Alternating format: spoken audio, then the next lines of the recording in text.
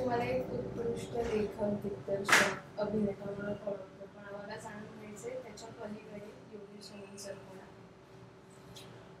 म्हणजे आपल्याच याचा क्षेत्रात जर विचार केला तर मी नेहमी या सगळ्या याच्यामधली क्रोनॉलॉजी किंवा अनुक्रमणिका असं लावतो की मी आधी लेखक आहे, त्याच्यानंतर मी दिग्दर्शक आहे, मग मी प्रशिक्षक आहे आणि मग मी ऍक्टर आहे, मग बाकी निर्माता हे सगळं नंतर येतं. पण मी स्वतःला कधी लेखक मानतो. मला स्वतःला इंटरेस्ट किंवा पुढं काय कंटिन्यू करीन, मी सगळंच संपायची वेळ बंद झालं तर पुढं काय कंटिन्यू करीन, तर मी लेखन कंटिन्यू करेन.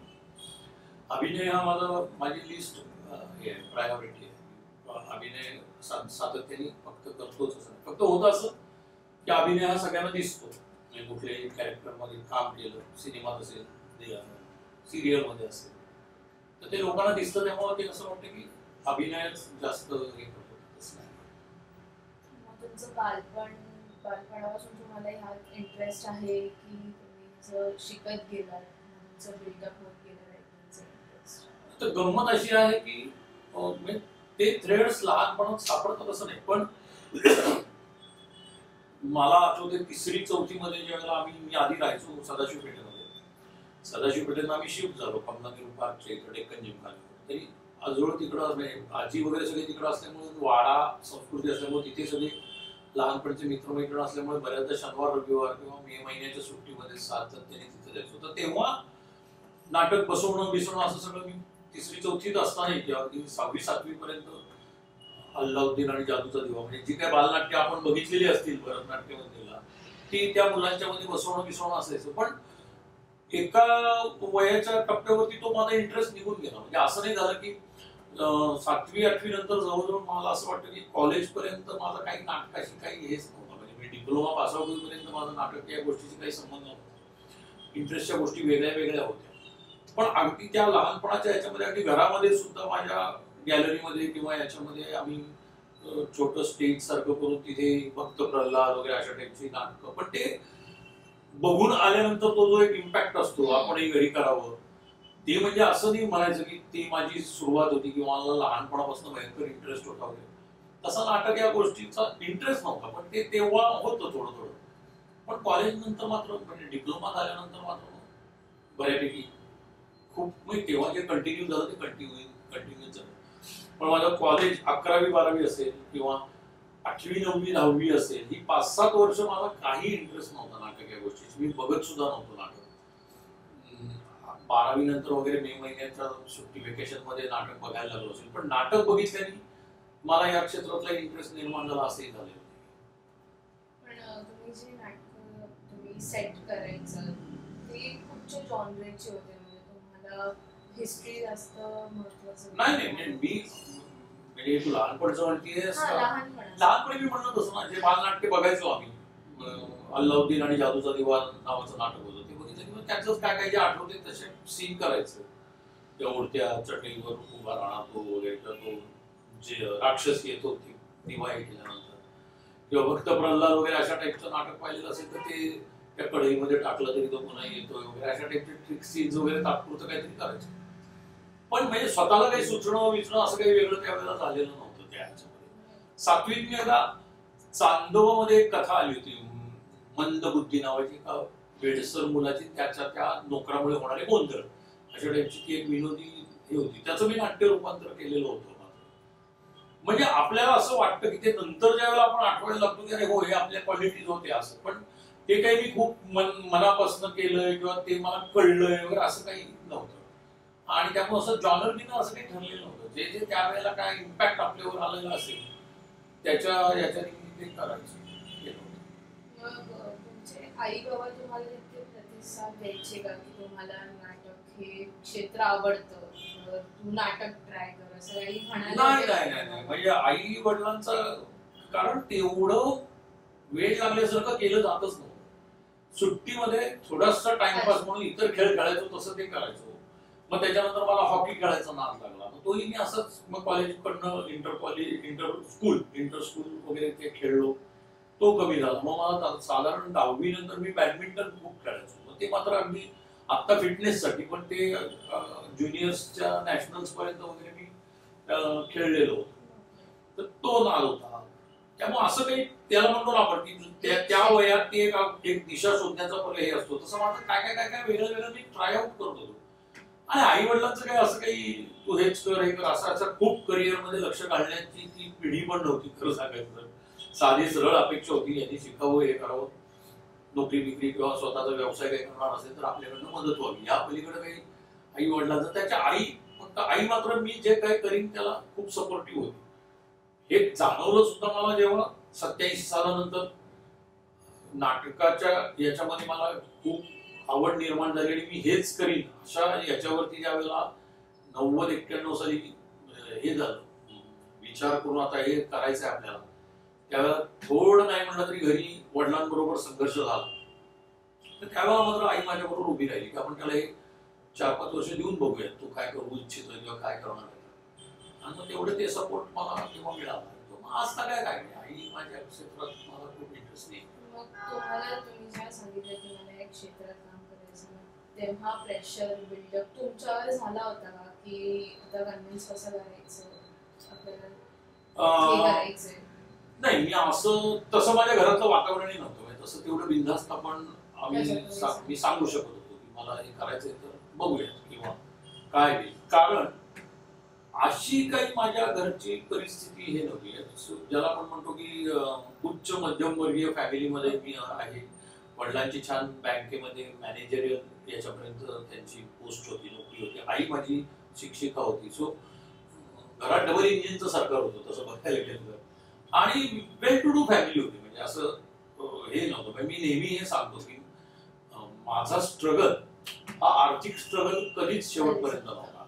आणि त्यामुळे मला ते माझ्या मुलाखतीमध्ये किस्से तुला कधी ऐकायला मिळणार नाही की मी उपाशी पोटी 2 दिवस राहिलो किंवा भेळ खाऊन राहिलो किंवा कुणीतरी मला जेवायला दिलं वगैरे. अशा पद्धतीचा स्ट्रगल माझा नव्हता. माझा स्ट्रगल हा काय, मला जे करायचंय त्याला मान्यता मिळावी यासाठी जो स्ट्रगल करावा लागतो तो मात्र मला भरपूर करावा लागला. अनेक ज्याला म्हणतो पण हार्डल्सला हे करावं.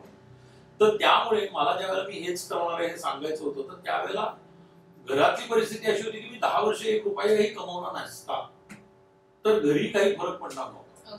पण तरीही वडिलांनी एक त्यावेळेचं आपण म्हणतो तसं पालकांचे जे एक संस्कार असतात त्याच्यानुसार सांगितलं की मग करायचं असेल तर कर, पण तुझ्या अन्न आणि निवाऱ्याची व्यवस्था मी करू शकेन, पण वस्त्र आणि तिथून पुढचे बाकीच्या त्या लक्झरीचा तुझे म्हणून जे शौक आहेत, मग तुला पुस्तकं विकत आणायची असतील, नाटकाला जाऊन बसायचं असेल, काय प्रवास करायचा असेल, पेट्रोल जे काय असेल, मोबाईल तर त्यावेळेला नव्हता, पण या सगळे खर्च ते तू तुझ्या काय करतोयस त्यातनं कमावेस. आमच्या घरी आम्हाला आणून द्यावंच आमची अपेक्षा नाही, पण इथनं तुला पॉकेट मनी आता मिळणार नाही.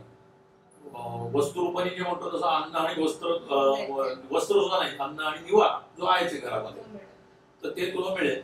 आणि असे एक तुला हे साधारण सगळं डिस्कशन 19-20व्या वर्षी झाल्यापासून 25व्या वर्षापर्यंत मी हे अफोर्ड करू शकेन असं वडिलांनी.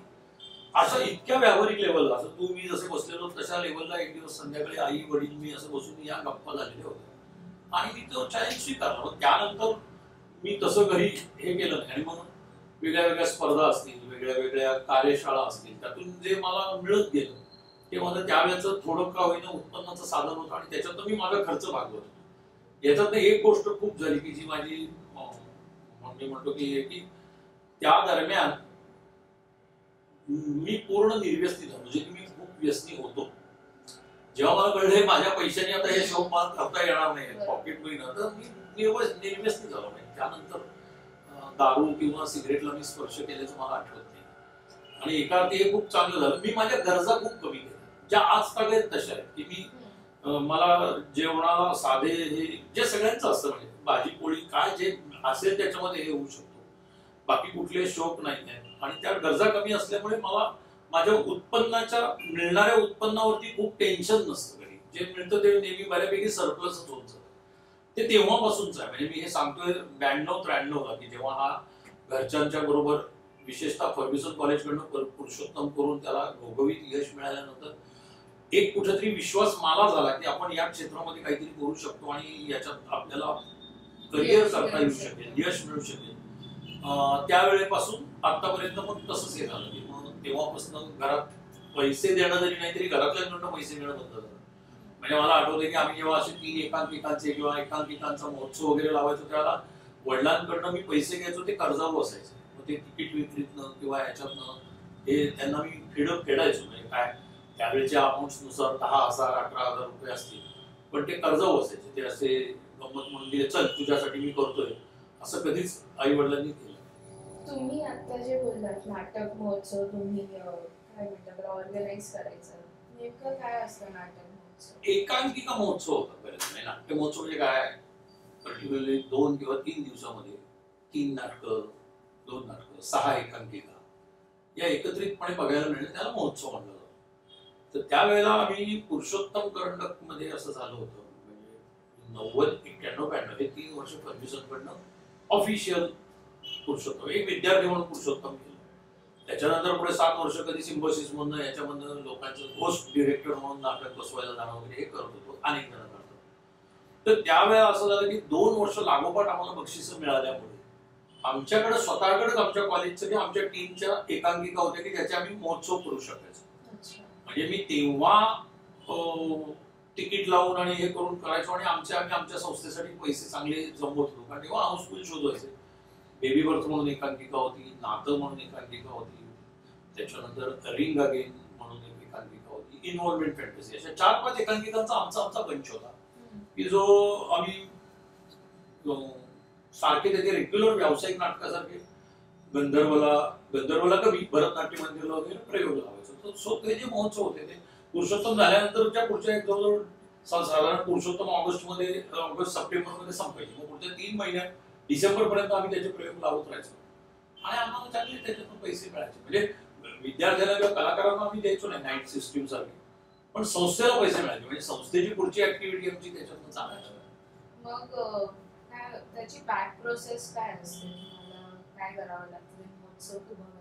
एक तर तुमच्याकडे तुमची एकांकिका तयार पाहिजे तुमच्या टीमची. सगळ्यात पहिलं काय असेल तर त्या महोत्सवामध्ये प्लॅन करताना आपण कुठल्या एकांकिका करणार आहोत, त्या एकांकिकामध्ये कलाकार किती असणार आहेत, तेवढे तुमच्या संस्थेमध्ये आहेत का, आणि नाही तर तुम्ही अशा पद्धतीने हे करणार असेल तर मग एखादी कार्यशाळा घ्यावी. त्या कार्यशाळेमध्ये नवीन म्हणजे एक अशी पण भरती म्हणजे आता मी 2 वर्षापूर्वी एक 6 एकांकिकांचा महोत्सव केला. तो कसा केला तर आधी त्याच्या जवळजवळ 6 महिने आधी कार्यशाळा घेतली, 3 महिन्याची कार्यशाळा आणि 3 महिने त्या सगळ्या एकांकिका बसवण्याची प्रोसेस, असं 6 महिन्याची ती प्रक्रिया होती. कार्यशाळेमध्ये नवे कलाकार मिळतात. दरवेळेला जुने कुठे ना कुठे ते व्यवसाय म्हणून स्वीकारतात, कोणी सिरियल मध्ये जातं. सो तुमच्याकडे कायम एकाच म्हणजे गेल्या 15-20 वर्षाचा माझा असा अनुभव आहे की पूर्वी जसं संस्थांचं होतं की त्या संस्थांमध्ये त्यांचे कलाकार हे रिजिड असायचे, म्हणजे ते सोडून नाही जायचे. पण गेल्या 15-20 वर्षांमध्ये मुलांचं असं झालेलं आहे की येतात, छान करून जातात, तिथं काही वेळा अनुभव घेतात आणि व्यवसायार्थ दुसरं काही चांगली ऑपॉर्च्युनिटी मिळाली तर त्यांनी गेलंच पाहिजे आणि ते जातात. मग ते मुंबईला जातील आणि कुठं जातील, सिरियल मध्ये लीड रोल मिळेल. तर त्यामुळे संस्थांमध्ये कलाकारांची सतत नवीन भरती पाहिजे. जेव्हा तुम्हाला अशा पद्धतीने प्रायोगिक संस्था किंवा असं चालवायचं असेल त्यावेळेला.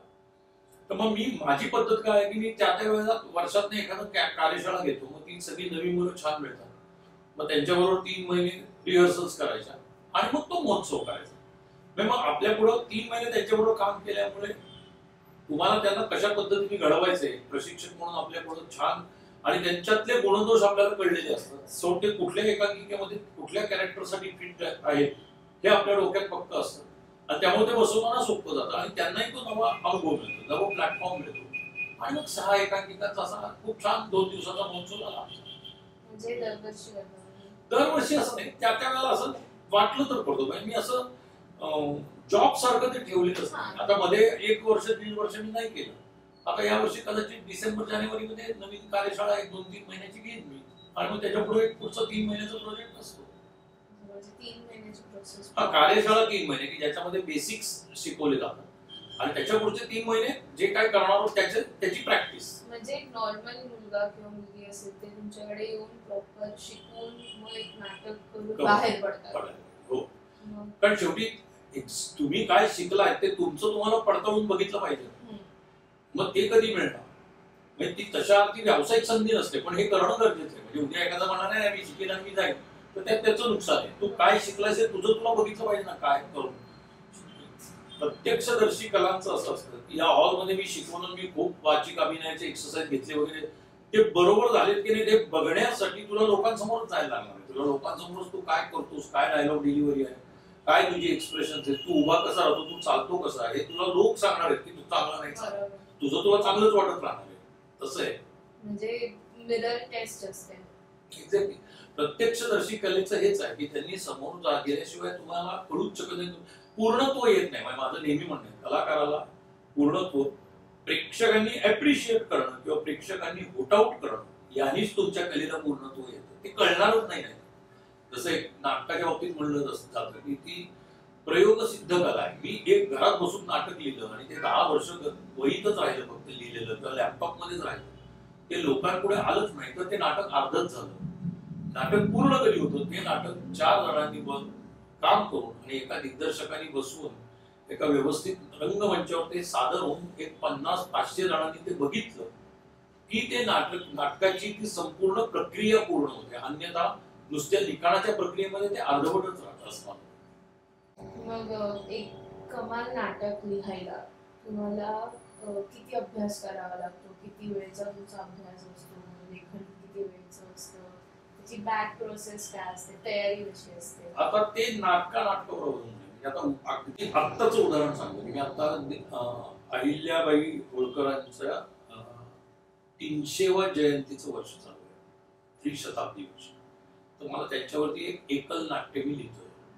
तर ज्या वेळेला माझ्या डोक्यात हा विषय येतो की हे मी एकल नाट्य लिहितो आहे, लिहायचं आहे आपल्याला अहिल्याबाईचं, तर मुळात कसं आहे की विषय मला आधीच ठरलेला आहे, त्याचं कथानक हे ऑलरेडी सेट असणार आहे, जे त्यांच्या आयुष्याचं आहे, कारण मी इतिहास म्हणणार आहे. मग नाटक म्हणून मला काय काय, नाटककार म्हणून मला काय काय, जे मला माहितच नाही. मला फक्त आपल्याला साधारण इतरांचा जसा हे आहे तसाच माझा आहे की त्या होळकर फॅमिली म्हणजे होळकरांच्या कारभारी होत्या, होळकरांची दौलत त्यांनी सांभाळली होती. इंदोर आणि इंदोरवरनं माहेश्वरमध्ये त्यांची राजधानी होती. आणि आणखीन अहिल्याबाईंचं आपल्याला प्रामुख्याने काय दिसतं, तर अहिल्याबाईंनी भारतभरामध्ये विविध धर्मस्थळांचा जीर्णोद्धार केला आणि ठिकठिकाणी घाट बांधले. आणि म्हणजे त्यांचं धार्मिक कार्य हे इतकं ढोबळमानाने आपल्याला माहिती आहे, पण आपल्याला इतिहास माहिती नसतो. मग त्याच्यासाठी काही त्यांच्यावरच्या चरित्रांचा अभ्यास करणं, ते आधी वाचून घेणं, ते वाचता वाचताच एक नाटककार म्हणून माझ्या डोक्यातला फॉर्म तयार होतो. आणि मग त्याचं लिखाण किंवा त्याचं आता एकल नाट्य असल्यामुळं एकतर्फी संवाद असतात. मग संवाद हा दुसऱ्या बरोबर बोलला गेला पाहिजे. मग मला एक हे लिहिताना असा फॉर्म सुचला की अहिल्याबाई होळकरांची भूमिका करणारी कलाकार आणि ती भूमिकाच असलेल्या अहिल्याबाई, म्हणजे त्या कलाकाराला एक सतत पहिल्या प्रयोगापर्यंत असा त्रास होतोय की आपल्याला ती भूमिका कळलेलीच नाही आणि आपला आजचा प्रयोग खूप वाईट होणार आहे. कारण आपल्याला कळलं नाही, आपले संवाद पाठ आहेत, आपलं सगळं तोंड पाठ आहे, पण आपण खूप ड्राय आणि ब्लँक असणार आहोत कारण आपल्याला ती भूमिकाच कळली नाही. आणि ग्रीन रूम मध्ये मेकअपला बसल्या बसल्या तिच्यातच अहिल्याबाई येतात आणि मग अहिल्याबाई त्यांच्या बरोबरचं कॉन्व्हर्सेशन. सो हा फॉर्म सापडला, याला आपण काय म्हणतो की मला ही चौकट सापडली.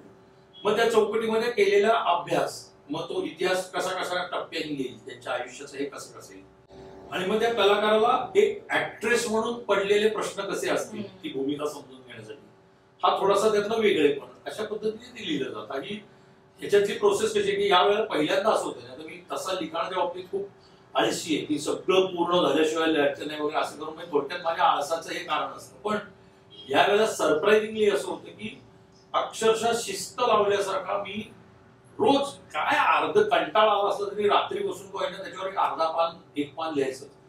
याचे मला फायदे असे मिळतात की 24 तास तो विषय माझ्या बॅक ऑफ द माइंड कुठंतरी चालू राहतो.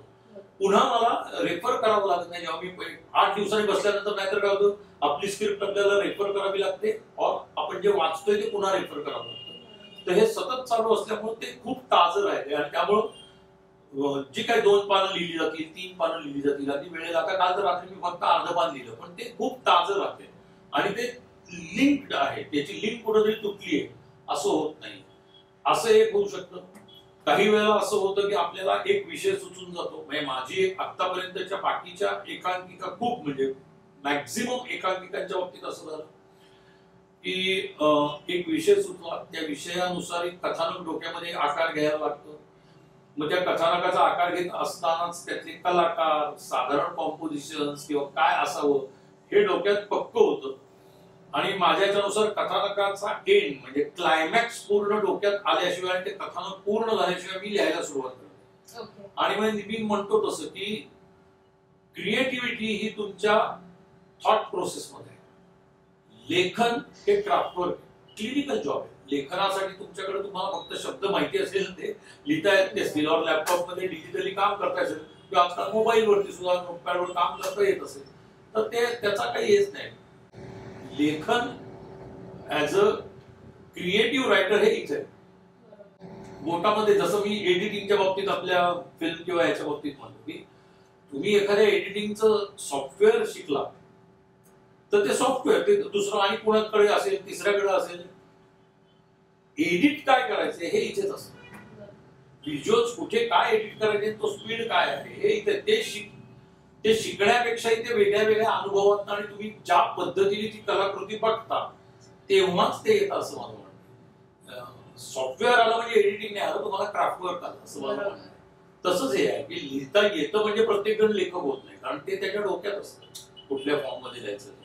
सो असं आहे. तर या 2-3 प्रोसेस, एक तुम्हाला साधारण ऐतिहासिक काही लिहायचं असेल किंवा पॉलिटिकल काही लिहायचं असेल, सोशल याच्यावर लिहायचं असेल तर तुम्हाला त्याचा अभ्यास करावा लागतो. फिक्शनच असेल, एखादं कथानक सुचलं तर ते तुमचं स्वतःच असतं, त्याचं तुमची कॉपीराईट असतो.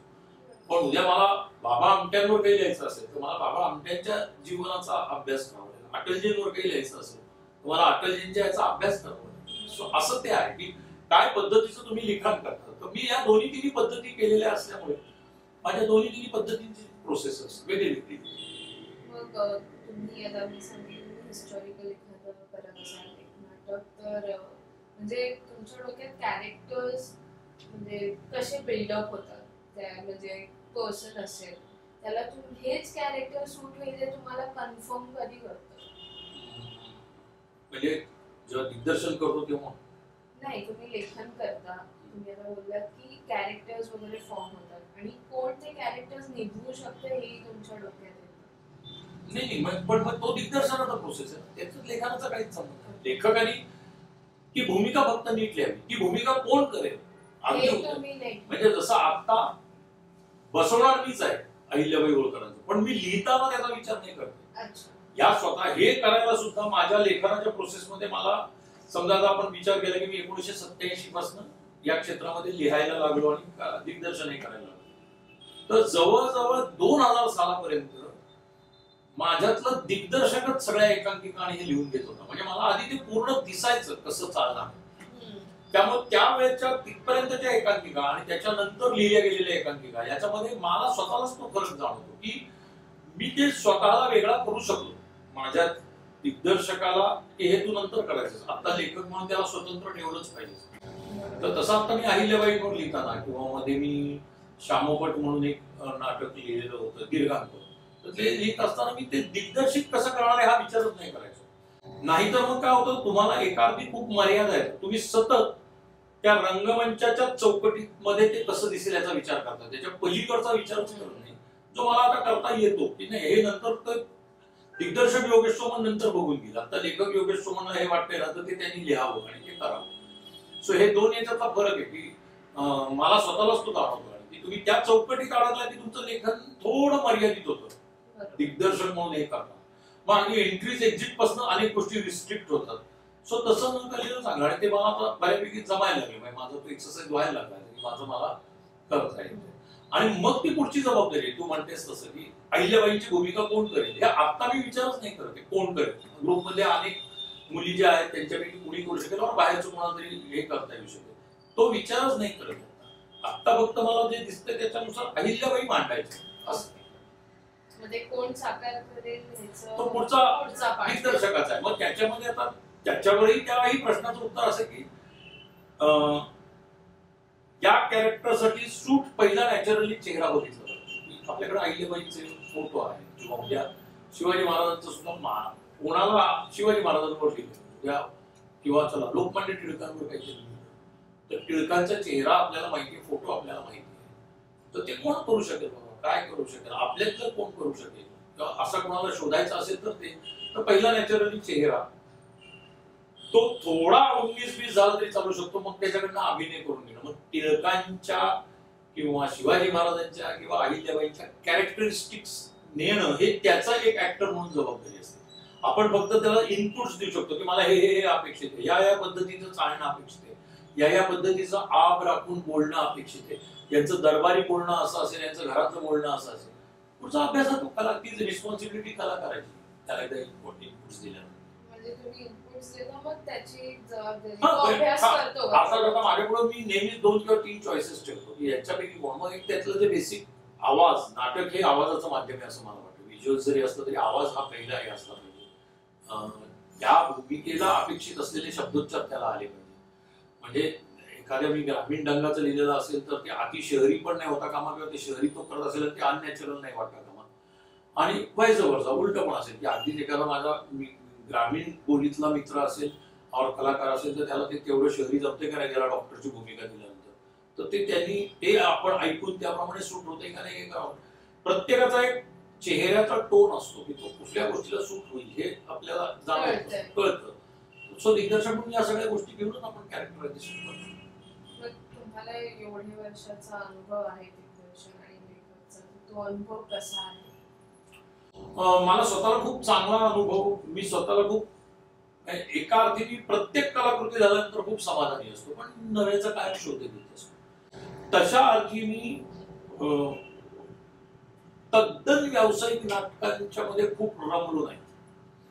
म्हणजे एक नाटक झाले की दुसरं, दसऱ्याला पुन्हा नव्या शुभारंभाच्या प्रयोगाची जाहिरात आलीच पाहिजे, दिवाळीमध्ये आणखी काहीतरी करायचंच आहे, असं मी केलं नाही. कारण मला तसं त्या ह्याच्यामध्ये मी अडकलो नाही. याला 2-3 कारण असतील की फक्त ब्रेड आणि बटर याच्यावरच माझं अवलंबून मी ठेवलं नाही त्याला. मी अनेक गोष्टी मला त्याच्यामध्ये हे होत्या आणि त्यामुळे मी खूप त्याच्यासाठी तडजोडी पण नाही केल्या. ओव्हरऑल मला समाधान मिळेल काम करताना. मग ते काम 2 महिने 24 तासाप्रमाणे 2 महिने काम केलं तरी ते काम करताना समाधान मिळेल अशाच पद्धतीने मी काम केलं. सो तो अनुभव माझा कायम चांगला होता आणि मला दरवेळेला प्रत्येक नाटक, प्रत्येक माझं दिग्दर्शन, प्रत्येक हे समृद्धच करत गेलं. आणि याच्यातली सगळ्यात चांगली गोष्ट असते की मी खूप वेळा नव्यांना कायम संधी दिली की नव्यांनी पहिल्यांदा आलं पाहिजे, केलं पाहिजे. आणि त्याचा त्रास खूप होतो, त्यांना नव्याने घडवून आणायचं असतं, नव्याने हे करायचं असतं, पण तरी ती मजा असते. शेवटी नवं काहीतरी उभं करण्यातच मजा आहे असं मला वाटतं. पण मग तुम्हाला फ्रस्ट्रेशन नाही होत का की ते एखादं कॅरेक्टर आहे आणि ते केलं पाहिजे आणि तो करत नसेल, म्हणजे कोणी ऍक्टर, म्हणजे एक्सपिरियन्स असू दे नसू दे, ते फ्रस्ट्रेशन तुम्ही कसं दाबून ठेवता? दाबून घेऊन काय नाही, तिथं शिव्या बिव्या घालून मी हे करतो, समोरच्याला प्रचंड शिव्या घालतो. आणि ही तर माझी स्टाईल आहे. म्हणजे हे सगळेजण जे मला ओळखतात ते सगळे जाणतात की मी तेवढ्या पुरतं असतं की त्या टाइम फ्रेम मध्ये तेवढं झाल्यानंतर कधीच हे नसतं त्या रिहर्सलच्या टायमिंग मध्ये. पण हा म्हणजे जेव्हापासून असं व्हायला लागलं की समजा एखाद्याला मारलं तर कदाचित पोलीस केस एखादा करू शकतो, ते कळायला लागल्यापासून थोडंसं कमी झालंय. पण फार पूर्वीचा जर विचार इतिहास घेतला, आता 38 वर्षाचा बरोबर या क्षेत्रात आहे, ते ह्या गेल्या 10-15 वर्षामध्ये हात पाय चालत नाही. नाहीतर पूर्वी मी फटके पण मारायचो जेव्हा कलाकारांनी ते चालायचं किंवा त्यांना कुठे पटके मारले. पण बोलतो, चिडतो, हे सगळं ते त्यांना बाहेर काढण्यासाठी, ऑन द स्पॉट ते बाहेर काढण्यासाठी आहे. बरोबर त्याच बरोबरीने मी मला कुठेतरी हे जेव्हा जाणवलं की तो त्याच्याकडनं मेहनतच करत नाही, तो मेहनत करण्याचा अभिनय दाखवतो, किंवा मला ती इन्सिन्सिरिटी दिसली ना, वेळेवर न येणं, तिथं फालतू टाइमपास करणं, दांड्या मारणं, हे मला दिसलं की मी आणखी डिस्टर्ब होतो. म्हणजे मी हळूहळू हे नाटक किंवा नव्यांना घेऊन हे करणं कमी करण्याचं कारण सुद्धा, किंवा एकांकिकेवरनं आधी मुळात माझ्या एकांकिकांमधनं किंवा नाटकांमधनं पात्र खूप कमी असायचे. पण ते करत करत मी आता एकच नाटकावर एकपात्रीवरती येण्याचं कारणही ते की आता सगळ्यांना जर त्यांनाच गरज नसेल एखाद्या ग्रुपला काही करून, तर मी कशाला करत बसू. मग माझ्याकडे जर लिखाणाचं कौशल्य आहे तर मी एकपात्री लिहित ना. एक जण आला, 2 जण त्याच्याबरोबर बॅकस्टेज आले, हा एक चांगलं व्यवसायाचं पुढच्या काही दिवसामध्ये उत्पन्नाचं साधन होऊ शकणार आहे असं मला वाटतं. सो हे ट्राय करायला काय हवं. नाट्यछटा किंवा या मोठ्या प्रमाणात 1 तासाच्या 1 तास 10 मिनिटाच्या असं करायला काहीच हरकत नाही. सो त्यातनं हे होतं. पण फ्रस्ट्रेशन येतं काही वेळेला. फ्रस्ट्रेशन याचंही येतं की नवं काही सुचत नाही, आपल्याकडनं नवं काही लिहिलं जात नाही. म्हणजे आता एक 4-1 महिन्यापूर्वी किंवा आता मी मुंबई विद्यापीठामध्ये जेव्हापासून झालो तेव्हा माझा लिखाणाचा स्पीड तसा खूप कमी झाला. तर ते कुठेतरी काय मी काय करत बसतोय. पण शेवटी असं आहे ना की तेही माझ्या आवडीचं क्षेत्र आहे. कारण अकॅडमी ऑफ थिएटर आर्ट्स सारख्या एका ह्याच्यावर संचालक कधी बसणं, तुम्हाला अभ्यासक्रमापासून ते या गोष्टी ठरवता येणं या क्षेत्रातल्या, त्याला थोडंसं व्यवसायाभिमुख देणं, म्हणजे जे माझं विचार आहे ते थोडेसे त्याच्यामध्ये एक्झिक्यूट करता येऊ शकतात. तर त्याच्यासाठीही तेवढा वेळ देऊन करतो आहे. पण मग जे माझं ज्याला आपण स्वांत सुख आहे म्हणतो, एकटेपणासाठीच किंवा एकट्याने काही करू शकतो त्यातलं जे लिखाण ही माझी आहे, तर त्याला आल्या मर्यादा नाही असं नाही. तर ते फ्रस्ट्रेशन माझं खूप होतं, ते माझ्यावरही चिडचिड होते. मग त्याला मला आता हा उपाय सुचलाय की मी जर नेटाने ठरवलं तर खरं एक पान का होईना पण रोजचं रोज लिहू शकतो, तर कदाचित ते हळूहळू वाढेल आणि हे होईल. म्हणजे आधीची जी इंडस्ट्री होती, तुम्ही जेव्हा सुरू केलं नाटक म्हणा, ऍक्टिंग म्हणा, आणि आत्ताच्या इंडस्ट्रीमध्ये कितीचा फरक तुम्हाला असं जाणवतो? मेहनत किंवा टॅलेंट किंवा याच्यामध्ये काही फरक नाहीये, पण आता अपॉर्च्युनिटीज खूप. म्हणजे त्यावेळेला जेव्हा मी 87 ते 90चं दशक म्हटलं, तर 90च्या दशकात हळूहळू चॅनल आणि हे यायला लागले. नाही तर फक्त सिनेमा आणि नाटक आणि दूरदर्शन हे 3-4च ऑप्शन होते. आता 300-400 ऑप्शन्स. काहीही करू, काही नाही, कुणी केलं नाही, हाकलून दिलं, काही नाही झालं तर माणसं स्वतःचा युट्यूब चॅनलवर रील्स करतात आणि रील्सचे किंग और क्वीन होतात. काहीही होऊ शकतं आणि ते मनी मेकिंग आहे. ते कसे मिळतात काय मला अजून ते कळलेलं नाही, पण पैसे मिळतात असं मी ऐकलेलं. सो हा सगळ्यात मोठा इंडस्ट्रीमधला फरक झालेला आहे. आणि त्याचा एक मी दुष्परिणाम नाही म्हणणार, पण लोकांचा, कलाकारांचा, मग ते सगळ्या प्रकारचे लेखक असेल, दिग्दर्शक असेल, कलाकार असेल, त्यांचे पेशन्स कमी झाले. त्यांना जो पेशंटली काम करणं, ज्याच्यामुळे म्हणतो आपण की ऍक्टिंग मुरलं पाहिजे, मुरलेला ऍक्टर किंवा हे जे काय असतात तो शाश्वत असतो, त्याला काही फरकच पडत नाही. तो वयाच्या 80व्या वर्षापर्यंत उत्तम काम करू शकत असतो, जोपर्यंत हातपाय चालू आणि आवाज चालू. असं आता राहिलेलं नाही. त्यांना लगेच यश हवं आहे किंवा यश हे फक्त प्रसिद्धी अशी आलेली आहे, मग त्यांना पैशाचा पण त्याचा लगेच येतो. त्यांना हे कळत नाही की शेवटी आपण ज्याच्याकडे बघून रील्स बनवतो आहोत किंवा आपण ज्याच्याकडे बघून स्किट्स करतो आहोत, तो 100 जणांमधून एकटाच यशस्वी झालेला आहे. त्याच्याबरोबर मी 100 बुडलेले म्हणणार नाही, पण 100 अजूनही स्ट्रगलिंग ह्याच्यामध्येच आहे आणि तुम्ही त्याच्यात 101वे जाता. मला त्यातनं बाहेर नाही काढायचं, पण त्यासाठी जो पेशन्स लागतो, त्यासाठी जे स्वतःमध्ये वेळोवेळी बदल करून वेळोवेळी अपग्रेड करणं जे असतं ते थोडं कमी झालेलं आहे. आपण फक्त दुसऱ्याचे यशाचे मार्ग चोखाळण्याचा प्रयत्न करतोय. त्याच्या मागची त्याची मेहनत आणि ती त्याची असते, तुमची पुन्हा वेगळीच असते. तुमच्या मेहनतीची थिअरी ही प्रत्येकाची वेगळी असते, हे लक्षात घेतलं पाहिजे असं मला वाटतं. ते घेतलं जात नाही कुठं. मग काय म्हणताय की जे ऍक्टर्स असतात ते तुम्ही जसं बोलत की रिॲक्शन, त्यांना काय म्हणतात फेम लगेच पाहिजे असते, तुम्ही ती अपेक्षा तुमच्या काळात केली नव्हती का? मला मिळत गेली. म्हणजे प्रत्येक माझ्या टप्प्यावरती मी केलेल्या कामाचं मला माप भरपूर मिळालं. म्हणजे मी एकांकिका स्पर्धा करत होतो, एकांकिका स्पर्धांमध्ये मला भरपूर यश मिळालं. म्हणजे ते रेकॉर्ड अजून मोडू शकलेले नाही कोणी. म्हणजे मी 91-92 साली जे पुरुषोत्तम करंडक मध्ये मिळालेल्या बक्षिसांचं रेकॉर्ड केलेलं आहे ते आजपर्यंत कोणीच मोडलेलं नाही. तर त्यामुळे त्या टप्प्यावर मला सगळं मिळालं. म्हणजे ज्यावेळेला मी व्यावसायिक नाटक केलं, केस नंबर 99, हे सगळं 99, 2001 वगैरे अशा ह्याच्यामध्ये केलं, त्यावेळेला त्या वेळेला मिळणारे पुरस्कार, पारितोषिक वगैरे सगळी मिळालेली होती. सो त्या टप्प्यामध्ये मला यश कायम मिळत गेलं. पण तरीही मला जे मी जे म्हणतो ना, मी अस्वस्थ कुठल्या ह्याच्यावर की मला जे साधायचं होतं, की मला जे म्हणायचं, म्हणजे आजही मी खूप जण जेव्हा माझ्याकडे येतात आणि व्यावसायिक याच्यातले सुद्धा, तर मला आज असं वाटतं की व्यावसायिक नाटकाच्या चौकटीमध्येच गडबड आहे. ती अजूनही प्रचलित चौकटीमध्येच नाटक करू इच्छित आहे. मला सारखं म्हणायचं की अरे प्रेक्षक तुमच्यापर्यंत येत नाहीये तर तुम्ही प्रेक्षकांपर्यंत जा. आणि मला हे दोन्हीकडनं, म्हणजे प्रेक्षकांना सुद्धा कुठेतरी मला हे सांगायचं आहे की अरे नवीन मुलं इतकं चांगलं काय, आणि नाटक हा बेस आहे. या सगळं जे काय कलाकृती आहे परफॉर्मिंग आर्टचा आहे, मग ते वेब सिरीज मधलं असेल, याच्यातलं असेल, ऍक्टिंग व्हायचा, त्याचा बेस नाटक आहे. आणि कारण मी हे नाटक याबद्दल बोलतो कारण मॅक्झिमम संख्या ऍक्टर होण्यासाठी येते. सो त्यांच्यासाठी माझं म्हणणं आहे की मला प्रेक्षकांना म्हणायचे की का तुम्हाला सिरियल मध्ये चमकलेले मग कितीही मत्थड चेहऱ्याचे असतील अभिनेते आणि अभिनेत्री, त्यांना बघायचं का असतं? तुम्ही त्यांचं नाटक नसता होतं. इंटरव्हलला प्रयोग झाल्यानंतर त्यांच्याबरोबर सेल्फी काढण्यामध्ये तुम्हाला इंटरेस्ट असतो. नवीन मुलं त्यांच्या बरोबरची, त्यांच्या वयाची कितीतरी चांगलं करतात, जरा वाकडी वाट घेऊन त्यांचं नाटक बघायला ह्यानी तुम्ही नाट्यकला समृद्ध करा, त्यांना तो हे मिळेल, प्रोत्साहन मिळेल. आणि मग तिथं तुम्ही 500 रुपयानं 800 रुपयाचं तिकीट काढून असाल, या पोरांनी 150 रुपयेच ठेवलेला आहे, यांनाही तो सपोर्ट मिळेल, तुम्हालाही काहीतरी नवं बघायला मिळेल. पण नाही तसं होतं. प्रेक्षकांचं सुद्धा मी पाहिलंय ना, आणि आजकाल तर स्पॉन्सर्ड प्रोग्राम मध्ये फुकट इव्हेंट बघायची इतकी सवय सगळ्यांना लागलेली आहे.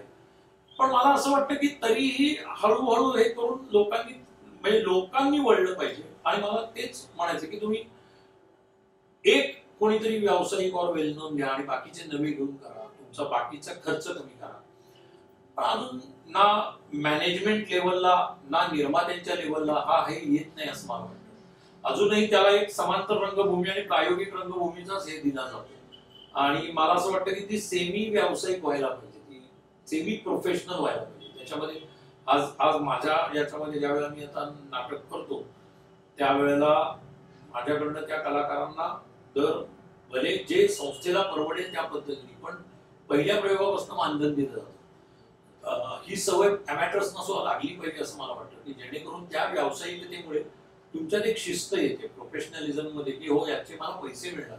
अन्यथा तुम्ही केलेल्या मेहनतीचंही तुम्हाला काही किंमत राहत नाही आणि कशाचीच किंमत राहत नाही. तर असं असलं नाही पाहिजे असं मला वाटतं. सो हे माझं, मी गेले 15-20 वर्षापासून या गोष्टीवर काम करतोय आणि कदाचित मी सक्सेसफुल होईल. पण काही नाही तर एक असा प्रयत्न केला गेला की त्या तद्दन बालगंधर्व यशवंतराव यांच्याकडे पाठ करून छोटे सभागृह असेल, मग आमच्या ते सावरकर अध्यासन असेल, सुदर्शन सुद्धा आता एक प्रचलित हे झालेलं आहे असं माझं म्हणणं आहे. किंवा काय सोकॉल JBS नावाचं जे काय आलेलं आहे ते एका अर्थी आता व्यावसायिकच स्वरूप झाले. माझं म्हणणं मिनिमम आम्ही नाटक शिकवताना बेसिक काय म्हटलं जातं, प्रेक्षक, नाटक सादर करण्याची जागा आणि आर्टिस्ट हे असलं की नाटक होऊ शकतं. या अन्न वस्त्र निवारण्यासारख्या बेसिक गरजा असलेल्या ठिकाणी सुद्धा तुम्हाला नाटक करता आलं पाहिजे, त्याचा कंटेंट चांगला आला पाहिजे. सो ते करावं असं मला वाटतं. तो प्रयत्न सगळ्यांनी करावा. आज हे नवं करणारे सुद्धा एकच प्रयोग करतात, तो काय 8-10 हजार रुपये भाडं असलेल्या त्या JBS मध्ये करतील आणि कुठं करतील आणि मग थांबतील. माझं म्हणणं एकदा नाटक बसवल्यानंतर 3 महिन्यामध्ये मी याचे 25 प्रयोग कर. प्लॅनिंग हे कधीच 2 प्रयोगांचं 3 प्रयोगांचं न करता हे नाटक बसवलं ना, स्पर्धा आणि इतर मिळून याचे मी 25 प्रयोग करेन असं 6 महिन्याचं प्रोजेक्ट असलं पाहिजे असं मला वाटतं. मग त्याच्यामध्ये एक प्रोफेशनलिझम येते की मी याच्यात पैसे किती टाकले पाहिजे, यातनं मिळेल. म्हणजे चूड मला आता असं म्हणायचं की गेल्या 38 वर्षामध्ये केलेली प्रोडक्शन असतील, व्यावसायिक सोडून त्याचे तुम्हाला मानधनाने पैसे मिळतात, पण मी केलेल्या प्रोडक्शन मध्ये एकही प्रयोग माझा लॉस मध्ये गेलेला नाही, एकही प्रोडक्शन माझं लॉस मध्ये गेलेलं नाही. आज माझ्या संस्थेच्या माध्यमातूनच आपण आता जिथं बसलेलो आहोत तो काय 32-36 लाखाचा फ्लॅट झाला, हे ऑफिस झालं संस्थेचं. सो हे मिळतं आणि हे सांगितलं पाहिजे असं मला वाटतं. हे काय मी माझ्या घरनं कुठं तरी घेऊन गेलेलं नाही, काय लोन घेतलेलं असेल ते करून ते फेडलं गेलं. सो हे सगळ्या गोष्टी होऊ शकतात जर आपण केलं, आणि माझं झालेलं आहे. कारण माझं एक गणित ठरतं. जसं आपण प्रशांत दामल्यांना एक अतिशय तद्दन व्यावसायिक यशस्वी निर्माता म्हणतो, तर समांतर रंगभूमीवरती माझंही एकही नाटक लॉसमध्ये गेलेलं नाही. माझंही एकही नाटक अशा याने बंद करावं लागलेलं नाही की यार नाही काय पैसेच नाही मिळत, जाऊ बंद करून टाकू. व्यवस्थित त्याचे 25-30 प्रयोग झालेले, ते 25-30चे 25-30 प्रयोग ब्रेक इव्हन पेक्षा जास्त देऊनच मला गेलेले आहे. म्हणजे माझ्याकडे नेहमी शिल्लकच राहिलेले आहे. सो त्याचं एक गणित असतं, ते शिकलं पाहिजे असं मला वाटतं आणि त्यात मजा आहे. तर मला असं हे मोठ्या प्रमाणात आता व्हायला पाहिजे आणि डिसेंट्रलाइज व्हायला पाहिजे. आता काय झालंय, जसं आपण म्हणतो कोथरूड हा एक हब झालाय, आता रसिकतेचा सुद्धा हब झालाय. असं नाही व्हायला पाहिजे, ते सगळीकडे पोहोचलं पाहिजे. कॉर्पोरेशनच्या यांच्या माध्यमातून जेव्हा आम्ही अशा 1-2 कमिट्यांवरती आहे थिएटर बनवण्याच्या किंवा काय ते त्यांना सल्ला देण्याच्या, तेव्हा मी म्हणतो की अरे हजार प्रेक्षक जर येतच नाहीयेत तर आता तुम्ही 1000चं का मानताय? तुम्ही आमचा रंगमंच अद्ययावत द्या, प्रेक्षागृह 300 लोकांचंच द्या, पण ते एसी द्या आणि रंगमंचावर व्यवस्थित नाटक होऊ शकेल असं द्या. हे काहीतरी फालतू काहीतरी करून ठेवतात आणि त्याच्यामध्ये धड त्याचा सेटही लागत नाही, विंगांच्या पलीकडे जेमतेम 3-3 फूट जागा असते, असं नका. तर तुम्हाला हे करता. आणि त्याच्यात एक कॅटेगरीज ठेव की व्यावसायिक नाटकाला एवढं भाडं असेल तर प्रायोगिकला आम्ही एवढं देऊ. अनुदान नको आम्हाला, मला आवश्यकता नाही वाटत की तुम्ही वर्ण पैसे द्यावेत मला, पण मला या ज्या सुविधा आहेत त्या मला अनुदानित स्वरूपात, फुकट नाही पण अनुदानित स्वरूपात मिळाव्यात, त्याच्यामध्ये काही कन्सेशन मिळावं. त्याच्यात तुम्ही आमचं प्रपोर्शन बघा, आम्ही मिळवत असेल त्याला तुम्ही आम्हाला तिकीट दराची अट घाला वाटत आणि प्रेक्षक तिथं कसे वळतील. सो तशा पद्धतीने व्हायला पाहिजे असं मला वाटतं. मग तुमचे नाटक आता पुण्यातच असतात? सगळीकडे ऑल ओव्हर इंडिया प्रयोग करतो आम्ही. जिथे जिथे महाराष्ट्र मंडळ आहे, मराठी माणूस आहे, तिथे तिथे माझ्या नाटकांचे प्रयोग झाले, त्याला काही प्रॉब्लेम नाही. मग तुम्हाला काय वाटतं की तुम्ही जे रेकॉर्ड्स बनवले ते आजपर्यंत ही पिढी का होऊ शकत नाहीये? त्याचं महत्वाचं कारण असं आहे की नाटक लिहिण्याची प्रक्रिया किंवा अशा पद्धतीने एका प्रक्रियेने नाटक लिहिणं हेच कमी झालेलं आहे गेल्या 10 वर्षात. आणि हे पुरुषोत्तम पासून नाही, सर्व स्पर्धांमधून असलेले सिनियर परीक्षक असतील, सिनियर रंगकर्मी असतील, ते म्हणतात एखाद दुसरं नाटक तयार होतो नाही असं नाही. पण आता विद्यार्थी, मुळात हे चूक आहे की विद्यार्थी लेखक असं लिहिलेलं असलं की बक्षिसासाठी विचार होतो, असं काहीही नाही. सो ते विद्यार्थी लेखक हे इम्प्रोव्हायझेशन, म्हणजे मी एक नवीन एक्सरसाइज बघतो आता पोरांचे नवीन काय ते सोपाळ वर्कशॉप देतात, तर इम्प्रोव्हायझेशन हे संवाद नाही होऊ शकत. इम्प्रोव्हायझेशन ही नाटक बसवण्याची प्रोसेस नाही. Improvisation is exercise for actors और डिरेक्टर. ते तुमचं त्या प्रक्रियेतला भाग आहे. नाटक बसवणं हे एक अत्यंत सिरियस बिझनेस आहे. त्या कॉम्पोजिशनचा विचार तो तुम्ही 4 जणांनी बसून जरूर करावं, पण तरी तो एखादा दिग्दर्शकाने फायनल केल्यावरच तो व्हायला पाहिजे अशा मताचा मी अजून तरी आहे. तर ते कुठेतरी कमी झालंय असं मला वाटतं. की ते रेकॉर्ड न मोडू शकण्याचं कारण असं आहे की कदाचित विषयांचं कुठेतरी बक्षीस मिळणार आहे म्हणून आपण हे करूया. जसं पूर्वी एक आमच्या वेळेला एक असेच एक अफवा उठली होती किंवा मिथक होतं की हिरोईनच्या थोबाडात खाली मारली जोरात की तिला नक्की केशवराव मिळतं, असं एक 93, 94, 95 या कालावधीमध्ये एक चर्चा. त्यामुळं एक साधारण 22 एकांकिकांमध्ये त्या मुलीला थप्पड मारली जायची, ती थप्पड आनंदात खायची, मिळायचं काही नाही.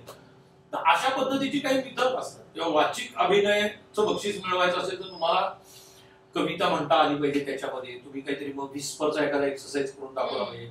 सोकॉल्ड वाचिक अभिनयातले वेगळे वेगळे काही प्रकार तुझ्या कॅरेक्टरमध्ये असतील तर तुम्हाला मिळेल, तर असंही काही नाही. सो हे असल्या कुठल्या तरी, ज्याला आपण अंधश्रद्धा म्हणतो, असल्या कुठल्या तरी आहारी जाऊन लिखाण केलं तर ते हे होणार. तुला जे सुचलंय त्या पद्धतीने लिही. लेखन हा सिरियस बिझनेस असला पाहिजे असं मला वाटतं. म्हणजे मी सातत्याने, म्हणजे त्या 10 वर्षामध्ये, ज्याला योगेश सोमणचं दशक असं म्हणलं जातं त्या पुरुषोत्तमच्या ह्याच्यामधलं, त्या 10 वर्षामध्ये इतक्या विविध एकांकिका असतील. मग बेबी बर्थ पासून ते बोलट पर्यंत त्या 10 वर्षामध्ये ज्या एकांकिका लिहिल्या, कारण तेवढ्या गंभीरपणे त्याच्याकडे बघितलं, ज्या आज तागायत उत्पन्न म्हणूनही मला मिळत आहेत. आज एक कुठल्या ना कुठल्या स्पर्धेमध्ये बोलट केली जाते, कुठल्या ना कुठल्या स्पर्धेमध्ये 1 सेकंड लाईव्ह असेल आणि काय प्रसव वेदना नावाची असेल, गप्पा असेल. हे तेव्हा त्या ह्यांनी केलं म्हणून ती केवढी इन्व्हेस्टमेंट आहे तसं बघायला गेलं माझी. तर तसं कमी झालंय असं मला वाटतं आणि खूप तात्कालिक याच्यावरती असतं. म्हणजे मला गंमत वाटते, दिवसच्या दिवस तालमीच्या नावाखाली सगळे एकत्र बसलेले असतात आणि इतकं घाणेरडं काहीतरी समोर सादर केलं जातं. तुम्ही केलं काय?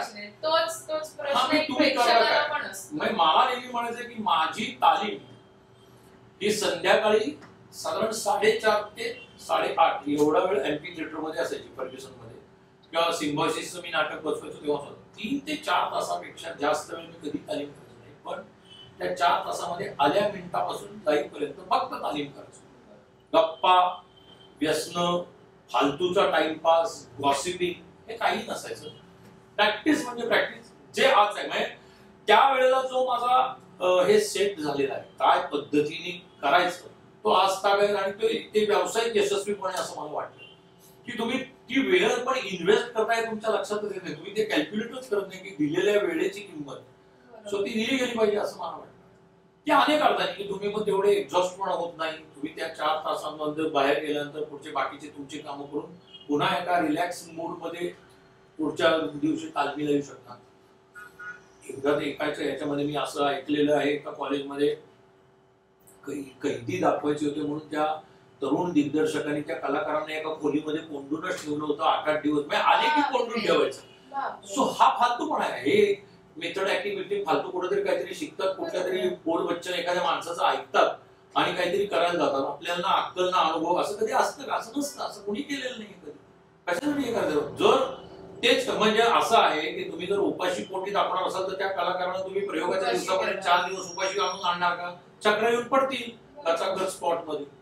अभिनय करायचा ना, मग अभिनयाची कन्सेप्टच तुम्ही हे करून टाकता. सो हा फालतूपणा आहे आणि हे असले फालतू हे खूप झालेत आजकाल. म्हणजे त्याला मी खूप इतकी नाटकं पाहिली, मी माहित नव्हतो त्या तरुण ह्याला मी आपलं जाऊन बसलो होतो आणि तो जे काय अभिनिवेश करून दिग्दर्शन करत होता की त्याला सुचतच नव्हतं. तो असा काहीतरी बसायचा वगैरे. अरे काय चाललं याचाच अभिनय चांगला झालाय, समोर तर काही करत नाही कोणी. त्याच्या दिग्दर्शनाखाली सगळे ठोंबे आहेत, त्यांना काहीच येत नाही. पण हा जे काही करत होता, तर हे जे आहे ना की आपण असं काहीतरी केलं पाहिजे आणि उगीच एक 4-2 वाक्य ऐकायची, 4-2 शब्द ऐकायचे, 2-4 परदेशी नाटककारांची नावं ऐकायची आणि ती त्या नव्या पोरांसमोर फेकायची ज्यांना काही इंटरेस्ट नसतो. ते पुरुषोत्तमची प्रोसेस एन्जॉय करायला आलेले असतात. सो मला असं वाटतं की हे सगळ्या मिथकांपासून, अंधश्रद्धांपासून दूर होऊन प्युअर नाटक आणि बक्षीसच मिळवायचं आहे असं डोक्यात घेऊन तुम्हाला त्या चौकटीत नाटक बसवता आलं पाहिजे असं मला वाटतं. ते कुठेतरी कमी झालेलं आहे. त्यामुळं बघा ना, पहिल्या एकांकिका झाले जसं आम्ही म्हणलो की माझे त्या पुढे 3-4 महिने प्रयोग व्हायचे, तसं आता कुठं होतं?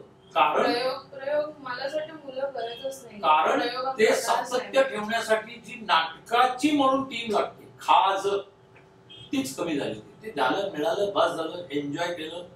त्याच्यामध्ये 2-3 वेगळे पण हिडन फायदे असतात. तुम्हाला गर्लफ्रेंड मिळते और गर्लफ्रेंडला बॉयफ्रेंड मिळतो. मग ते नंतर बाहेरच फिरायला जायला लागतात. त्यांचं वेगळं सेटिंग होतं. 4 जणांना कुठले तरी बजेट मधले काय पैसे मिळालेले असतात, त्याच्यामध्ये काय ते आणि जर बक्षीस मिळालं तर त्या आनंदामध्ये पुढचं वर्षभर शायनिंग करत कॉलेजमध्ये फिरणं, या पलीकडे काहीही करत नाही. और अदरवाईज हे काय की जे त्यातले सिरियस असतात ते बाहेरच्या ग्रुपमधून कामं करायला लागतात. पण ती टीम तयार करणं आणि ते होणं ते होत नाही असं मग काय म्हणतात तुम्ही ज्यावेळेला तुमचं प्रयोगशाळा असते त्यात तुम्ही काय शिकवता? म्हणजे टीम जोडण्यासाठी, कायम ठेवण्यासाठी तुम्ही काय? नाही, मी टीम कायम ठेवत नाही. मी प्रोजेक्ट ओरिएंटेड काम करतो. म्हणजे माझं अजिबात हे नसतं की म्हणजे मी एक नाटक राज्य नाट्याला करायचं असं जर ठरवलं आणि त्याच्या आधी मी म्हणतो तसं कार्यशाळा घेऊन ते तयार करून केलं तर राज्य नाट्य त्या मुलांनाच सांगतो याचे आपण 10 प्रयोग करणार आहोत, 15 प्रयोग करणार आहोत. त्यानंतर तुम्ही काहीतरी करा. माझ्या दृष्टीने हे संपलेलं. त्यामुळं मला पहिले काही दिवस जो त्रास व्हायचा, संस्थेतनं माणसं बाहेर जायला लागली, हे व्हायला लागलं, तो आता होत नाही. कारण मीच ठरवतो की ह्याच्यानंतर माणसं असणार, ह्याच्यानंतर माणसं आपल्याबरोबर असणार नाहीत, आपण दुसरं काम करायला लागायचं किंवा अपेक्षाही नसेल. त्यामुळे ते झाल्यानंतर मीच दुसरं शोधायला लागतो. मग त्यातलं कोणी करू इच्छित असेल तर ते येईल, पण नसेल तर त्रास नाही. असं अप्रोच करतात तुम्हाला येऊन? नाही, मी माझ्या ब्रॉडकास्ट लिस्टवर आता डिसेंबर-जानेवारीला माझ्या कार्यशाळेचं हे टाकल्यावरती एक 25 जवळजवळ 60-70 लोक हे होतात. त्यातली निवडक आम्ही 25 मुलं घेतो आणि काम करतो त्याच्यावर. मग आपण आता नाटक तर झालंच, डीप झालं, आपण कॅमेरावर येऊया, तुमचं दिग्दर्शक पार्टवर येऊया की तुमचं दिग्दर्शक म्हणूनचा अनुभव कसा आहे म्हणजे डिजिटल वर्ल्डमध्ये डिसाइड्स ना? मला स्वतःला तेवढा अनुभव नाहीये. म्हणजे डिजिटली याच्यामध्ये मी फार तसं कमी दिग्दर्शन केलेलं आहे. पण मला व्हिज्युअल्स मध्ये फरक असतो. नाटक आणि याच्या व्हिज्युअल्स मध्ये फरक असतो आणि कलाकृतीमध्ये पण फरक असतो की इथे तुम्हाला बोलायला कॅमेरा आहे, म्हणजे तुमचा कॅमेरा बोलत असतो. तिथे कलाकारच बोलत असतो आणि नाटक लोकांपर्यंत पोहोचवत असतो. इथे कलाकाराच्या बरोबरीने कॅमेरा खूप काही आपल्याला दाखवत असतो. कॅमेराच्या डोळ्यातून बघायचं. सो मला हा अभ्यास स्वतःला खूप करावा लागतो. म्हणजे जर ते खूप गाजलेले सिनेमे नाही आहेत, परंतु अचानक हा माझा पहिला सिनेमा. तो सिनेमा मी त्याच्यामध्ये कलाकार सगळे तोडीचे होते. मोहन जोशी, रीमाताई आणि शरद पोंक्षे वगैरे हे होते. सिनेमा बनवत असताना मला कळलं नाही, पण सिनेमा बनवल्यानंतर 2 वर्षांनंतर मला जाणवलं की एका अर्थी मी नाटकच शूट केलं. ते माझं कारण अचानक नावाचं नाटक होतं. मी सिनेमा म्हणून त्याच्यात काहीच केलेलं नाही. हा मी त्याच्यातनं तो धडा मला 22 लाखाला पडला निर्मात्याचा. तो किती कव्हर झाला, त्याने तो का पुढे चालवला नाही मला माहिती नाही. पण इतर सिनेमे बघता त्याही काळात तो कुठल्याही चॅनलवरती गेला असता आणि हे झाला असता, कारण चांगले कलाकार होते आणि हे झालं. मी काय त्यातनं शिकलो की मला माझा कॅमेरा बोलत नाही किंवा मी स्क्रीन प्ले मध्ये कमी पडतो. मी नाटक खूप चांगलं लिहितो, नाटकामधले सीन्स हे स्क्रीन प्ले प्रमाणेच असे लिहिले जातात असे लोकांचाच फीडबॅक होता. पण ऍट ऍक्च्युअल स्क्रीन प्ले मध्ये ज्या पद्धतीने कॅमेराचा विचार करून लिहायला पाहिजे ते माझ्याकडनं लिहिलं जात नाही. मग माझा दांडगी मुलं म्हणून एक बाल चित्रपट होता, स्टार प्रवाहावरती तो घेतला गेला. त्याच्यात झालं काय की कुठल्याही नाटकावरून मी केलेलं नसल्यामुळं एक कलाकार नाटककार म्हणून मी त्याच्यामध्ये अडकलो नव्हतो. एक कथा माझीच होती आणि मग ती कथा मांडायची असल्यामुळे आपोआप ती कॅमेराच्या अंगाने मांडली गेली. सो त्यामुळे तो मला म्हणजे त्याच्यामध्ये मी जवळजवळ 75% पर्यंत माझ्यातला दिग्दर्शक समृद्ध झाला किंवा प्रशिक्षित झाला. मग त्याच्यानंतर माझं भिरभिर म्हणून मी फिल्म आता केली.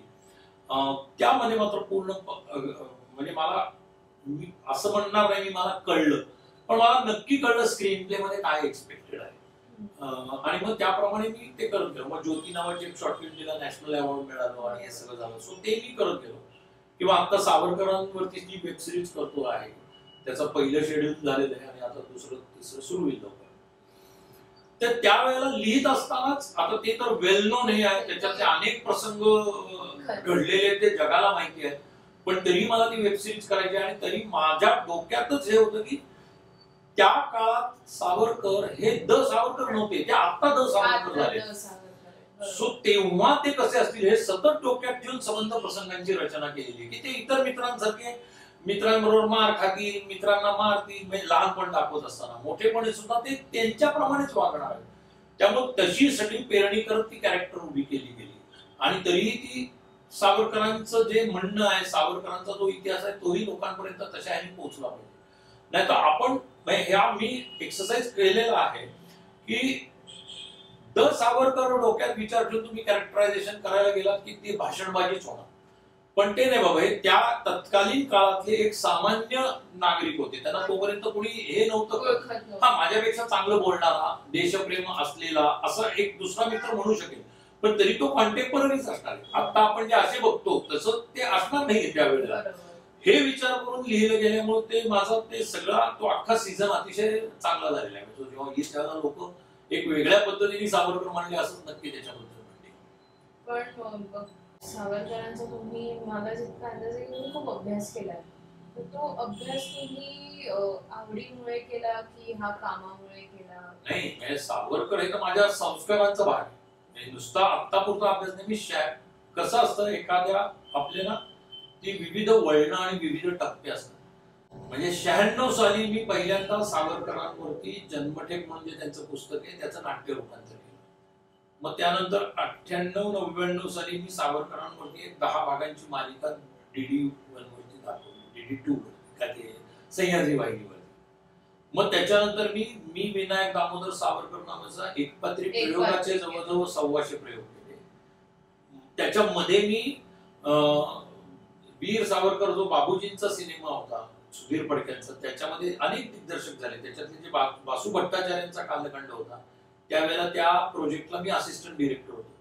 त्यामुळे एका वेगवेगळ्या माध्यमातून वेगवेगळ्या टप्प्यावरती हे सावरकर नावाचं भूत नाही म्हणणार मी, पण सावरकर नावाचं जे गारुड आहे ते माझ्यावरती होतं. शिवाय माझे पॉलिटिकल थॉट्स, माझे सोशल थॉट्स हे सगळे सावरकरवादी आहेत आणि ते मी कुठेच लपवलेले नाहीत. आणि त्यामुळे ते माझ्या बरोबरच आहेत. सावरकरांना मी अभ्यासतोय तेवढा, जेवढा जाणून घ्यायचा प्रयत्न करतोय तेवढा मी आणखीन त्यांचं ऍडमायर करत चाललेलो त्या कॅरेक्टरला, त्या व्यक्तिमत्वाला. आणि मग आता मात्र मग या सगळ्या माध्यमात नाही केलं मला असं वाटलं की सावरकर हे असे 2.5 तासात एका सिनेमामध्ये असे बंद होऊच शकत नाही. जर ते लोकांपर्यंत चांगले पोहोचवायचे असेल तर वेब सिरीज हे अतिशय चांगलं माध्यम आहे की त्याचे छान 4-5 सीझन व्हायला पाहिजे, 9-10 एपिसोड्स. याच्यामध्ये प्रत्येक टप्प्यामध्ये व्यवस्थित त्यांच्या आयुष्याचा सगळा हे कालखंड आणि हे दाखवता आला पाहिजे, आणि म्हणून मग मी ते वेब सिरीजच्या ह्याच्याकडे गेलो. मग एवढा डीप अभ्यास करण्याला इन्स्पिरेशन तुमचं आधीपासूनच आहे, पण एवढा डीप अभ्यास तुम्हाला कसा जमतोय, तुमचा फोकस कसा राहतंय की मला सावरकरांचा मूळ जाणून घ्यायचंय, हे इन्स्पिरेशन तुम्हाला कुठून आलं मेनली आत्ता? दोन गोष्टींमुळे. एक तर माझ्यावरती असलेले राष्ट्रीय स्वयंसेवक संघाचे संस्कार, म्हणजे संघाच्या ह्याच्यात लहानपणापासून आज ताग आहे. संघाच्या सर्व कामांमध्ये मी भाग घेतो, मी त्यांचा वन ऑफ द अनेक ठिकाणी बघते आणि हे करून मी करत असतो हे एक. आणि दुसरं मला असं वाटतं की माझ्या परीने मी काय करू शकतो, तर मी सावरकर, माझ्याकडे जेवढी अक्कल आहे, मला जेवढं जमू शकते तेवढं लोकांपर्यंत पोहोचवलं पाहिजे. मग तो आपण लोकांचे त्याच्यावरचे प्रश्न कळल्यानंतर आपण अभ्यास करायला लागतो. कोणी एक मूर्ख म्हणतो त्यांना माफीवीर आहे, मग त्याच्यावरचं उत्तर आपल्याकडे असतं की माफीवीर कसे असू शकतात. तुम्ही लोकांनी दयेचा अर्ज जो कोर्टामध्ये केला जातो त्याला माफी कशी म्हणतात, तो त्यांचा न्यायिक हक्क होता, त्यांनी ते मागितलं पाहिजे होतं.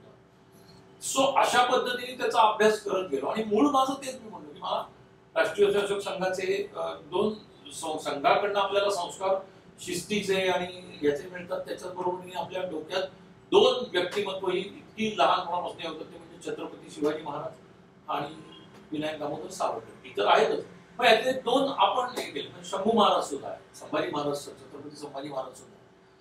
तर त्यांचा अभ्यास म्हणजे नुसतंच मला ना हे नाही आवडत की नुसतंच भारून जाऊन हे बोल, मला तो इतिहास आणि एक व्यक्ती म्हणून इतिहास. जसं आजही म्हणजे मला जर मी कधी सिनेमा केला, करणार नाही किंवा करीन मला माहित नाही, पण आग्र्याहून सुटका हा जो शिवाजी महाराजांच्या इतिहासातला किंवा आयुष्यातला कालखंड आहे, हा अजूनही इतका मिस्टेरियस आहे की तुम्ही त्याला किती तर्क लावू शकाल.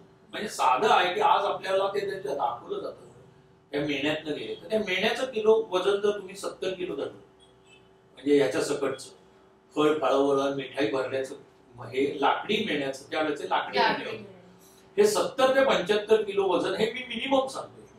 त्याच्यात 75 ते 80 किलोचे शिवाजी महाराज जर बसले तर ते उचलता येऊ शकतं का? आणि ते त्या सैनिकांना कळणार नाही का की 40 जण असे एकदम गचकन हे होत आहे. बर, दुसरी गोष्ट, इतके सावध असलेले शिवाजी महाराज की ते किती सावधपणे त्यांनी प्लॅनिंग केलं. साधा आहे, त्या मिठाईच्या ह्याच्यामध्ये जर दाखवलं काय जातं व्हिज्युअली, ते भाले बिले घालून बघतात, आणि हे सिनेमामध्ये सिनेमा टेक्निक इथपर्यंत भाला आला वगैरे ते दिसायला छान दिसतं, पण शिवाजी महाराज इतका बेसावधपणा करतील का? इतके स्वतः सावध असलेले शिवाजी महाराज की मला दुसरीकडे पडून जायला स्कोपच नाहीये जर मी एकदा मेण्यात अडकलो तर. सो माझं स्पष्ट म्हणणं की ते मेण्यातनं काही निघून गेलेलं नाही, ते अतिशय शिताफीने त्यांच्या समोरून निघून गेले. तर ते कसं होऊ शकतं? तर माझं लॉजिक असं मला सांगतं की शिवाजी महाराजांची व्हिज्युअली ओळख काय, तर जिरेटोप आणि दाढी. आजही तुम्ही, उद्या मी असं पटकन मिशी आणि हे काढून जर तुझ्या समोर आलो तर तू पण पटकन अरे काहीतरी बदल झाला, म्हणजे इतकं व्हिज्युअल्स मध्ये फरक पडतो. तर माझं असं म्हणणं, रेग्युलर छान फेटा घालून दाढी मिशी उतरवून शिवाजी महाराज वैद्य किंवा एखाद्याचं असं रूप घेऊन बाहेर पडलेले. हा, बाहेर गेल्यानंतर तिथं स्पीडनी निघाले असतील आणि कुठं तरी हे केलेले असतील, कारण त्यांनी प्लॅनिंगच जवळजवळ महिनाभर केलेलं. हे दाखवायचं डेअरिंग त्या दिवशी माझ्या त्या दिवशी काही नक्की दाखवेल. मी हे आज बोलतोय कारण याला माझ्या मनाकडे याचा तर्क आहे की म्हणजे शिवाजी महाराजांची साधी या भिंतीवर सावली जरी पडली की ओळखलं आपण जातो ते त्या दाढीच्या त्या कर्वमुळे आणि जिरेटोपाच्या त्या तो जो सर मोत्याचा जो असतो त्याच्यामुळे. हेच जर गेलं तर पटकन निमिषार्धात पटकन ओळखायला त्रास होऊ शकतो, ओळखू शकत नाही. तर असं मला एक वाटतं की त्यांनी आदल्या दिवशी त्याची प्रॅक्टिस केली असणार, ते एकदा जाऊन बाहेर जाऊन पुन्हा आले असणार आतमध्ये, हे सगळं केलेलं असणार त्यांनी, आणि मग ते तिथनं निघालेले असणार. हे दाखवलं पाहिजे, कारण त्याचं लॉजिक मी म्हणतो जसं की मेणा जर 140 किलो तो झाला तर तो उचलता कसा, आणि तो तेवढ्या स्पीडनी नेता कसा, आणि ते किती लांब पर्यंत नेणार होते. 5,000ची छावणी होती त्यांच्या भोवती पोलादखांची. सो हा सगळा विचार केला गेला पाहिजे असं मला वाटतं. तसं सावरकरांचा आणि यांचा केलेला आहे, आणि ते सगळं माझ्या या वेब सिरीज मध्ये येईल. तुम्ही जेव्हा तुमचं करिअर स्टार्ट केलं तेव्हा तुम्ही असं कोणाला ऍडमायर केलं होतं का, चॅप्टरला, किंवा तुमचं इन्स्पिरेशन कोण होतं? तसं माझं असं कोणाला कोणी पर्टिक्युलर एखादा ऍक्टर किंवा असं हे नाही हे मला आठवत नाही की मी यांना बघून किंवा हे केलेलं असेल किंवा असं. आवडणारे नट हे त्या त्या वेळेला त्या त्या कलाकृतीमध्ये मला आवडत नाही. म्हणजे अगदी लहानपणच आठवायचं झालं तर मी इथे उसळला मृत्यू पाहिले, पहिल्या नाटकांमध्ये पाहिलेल्या नाटकांमध्ये तर मला किरण भोगले आवडले होते किंवा मला आमदार सौभाग्यवती नावाचं माझं पहिलं व्यावसायिक नाटक, मी रिप्लेसमेंट करत होतो पण मी त्याच्यामध्ये काम करत होतो, तर मला ज्योती चांदेकर आणि प्रशांत सुभेदार हे दोघे मला आवडत.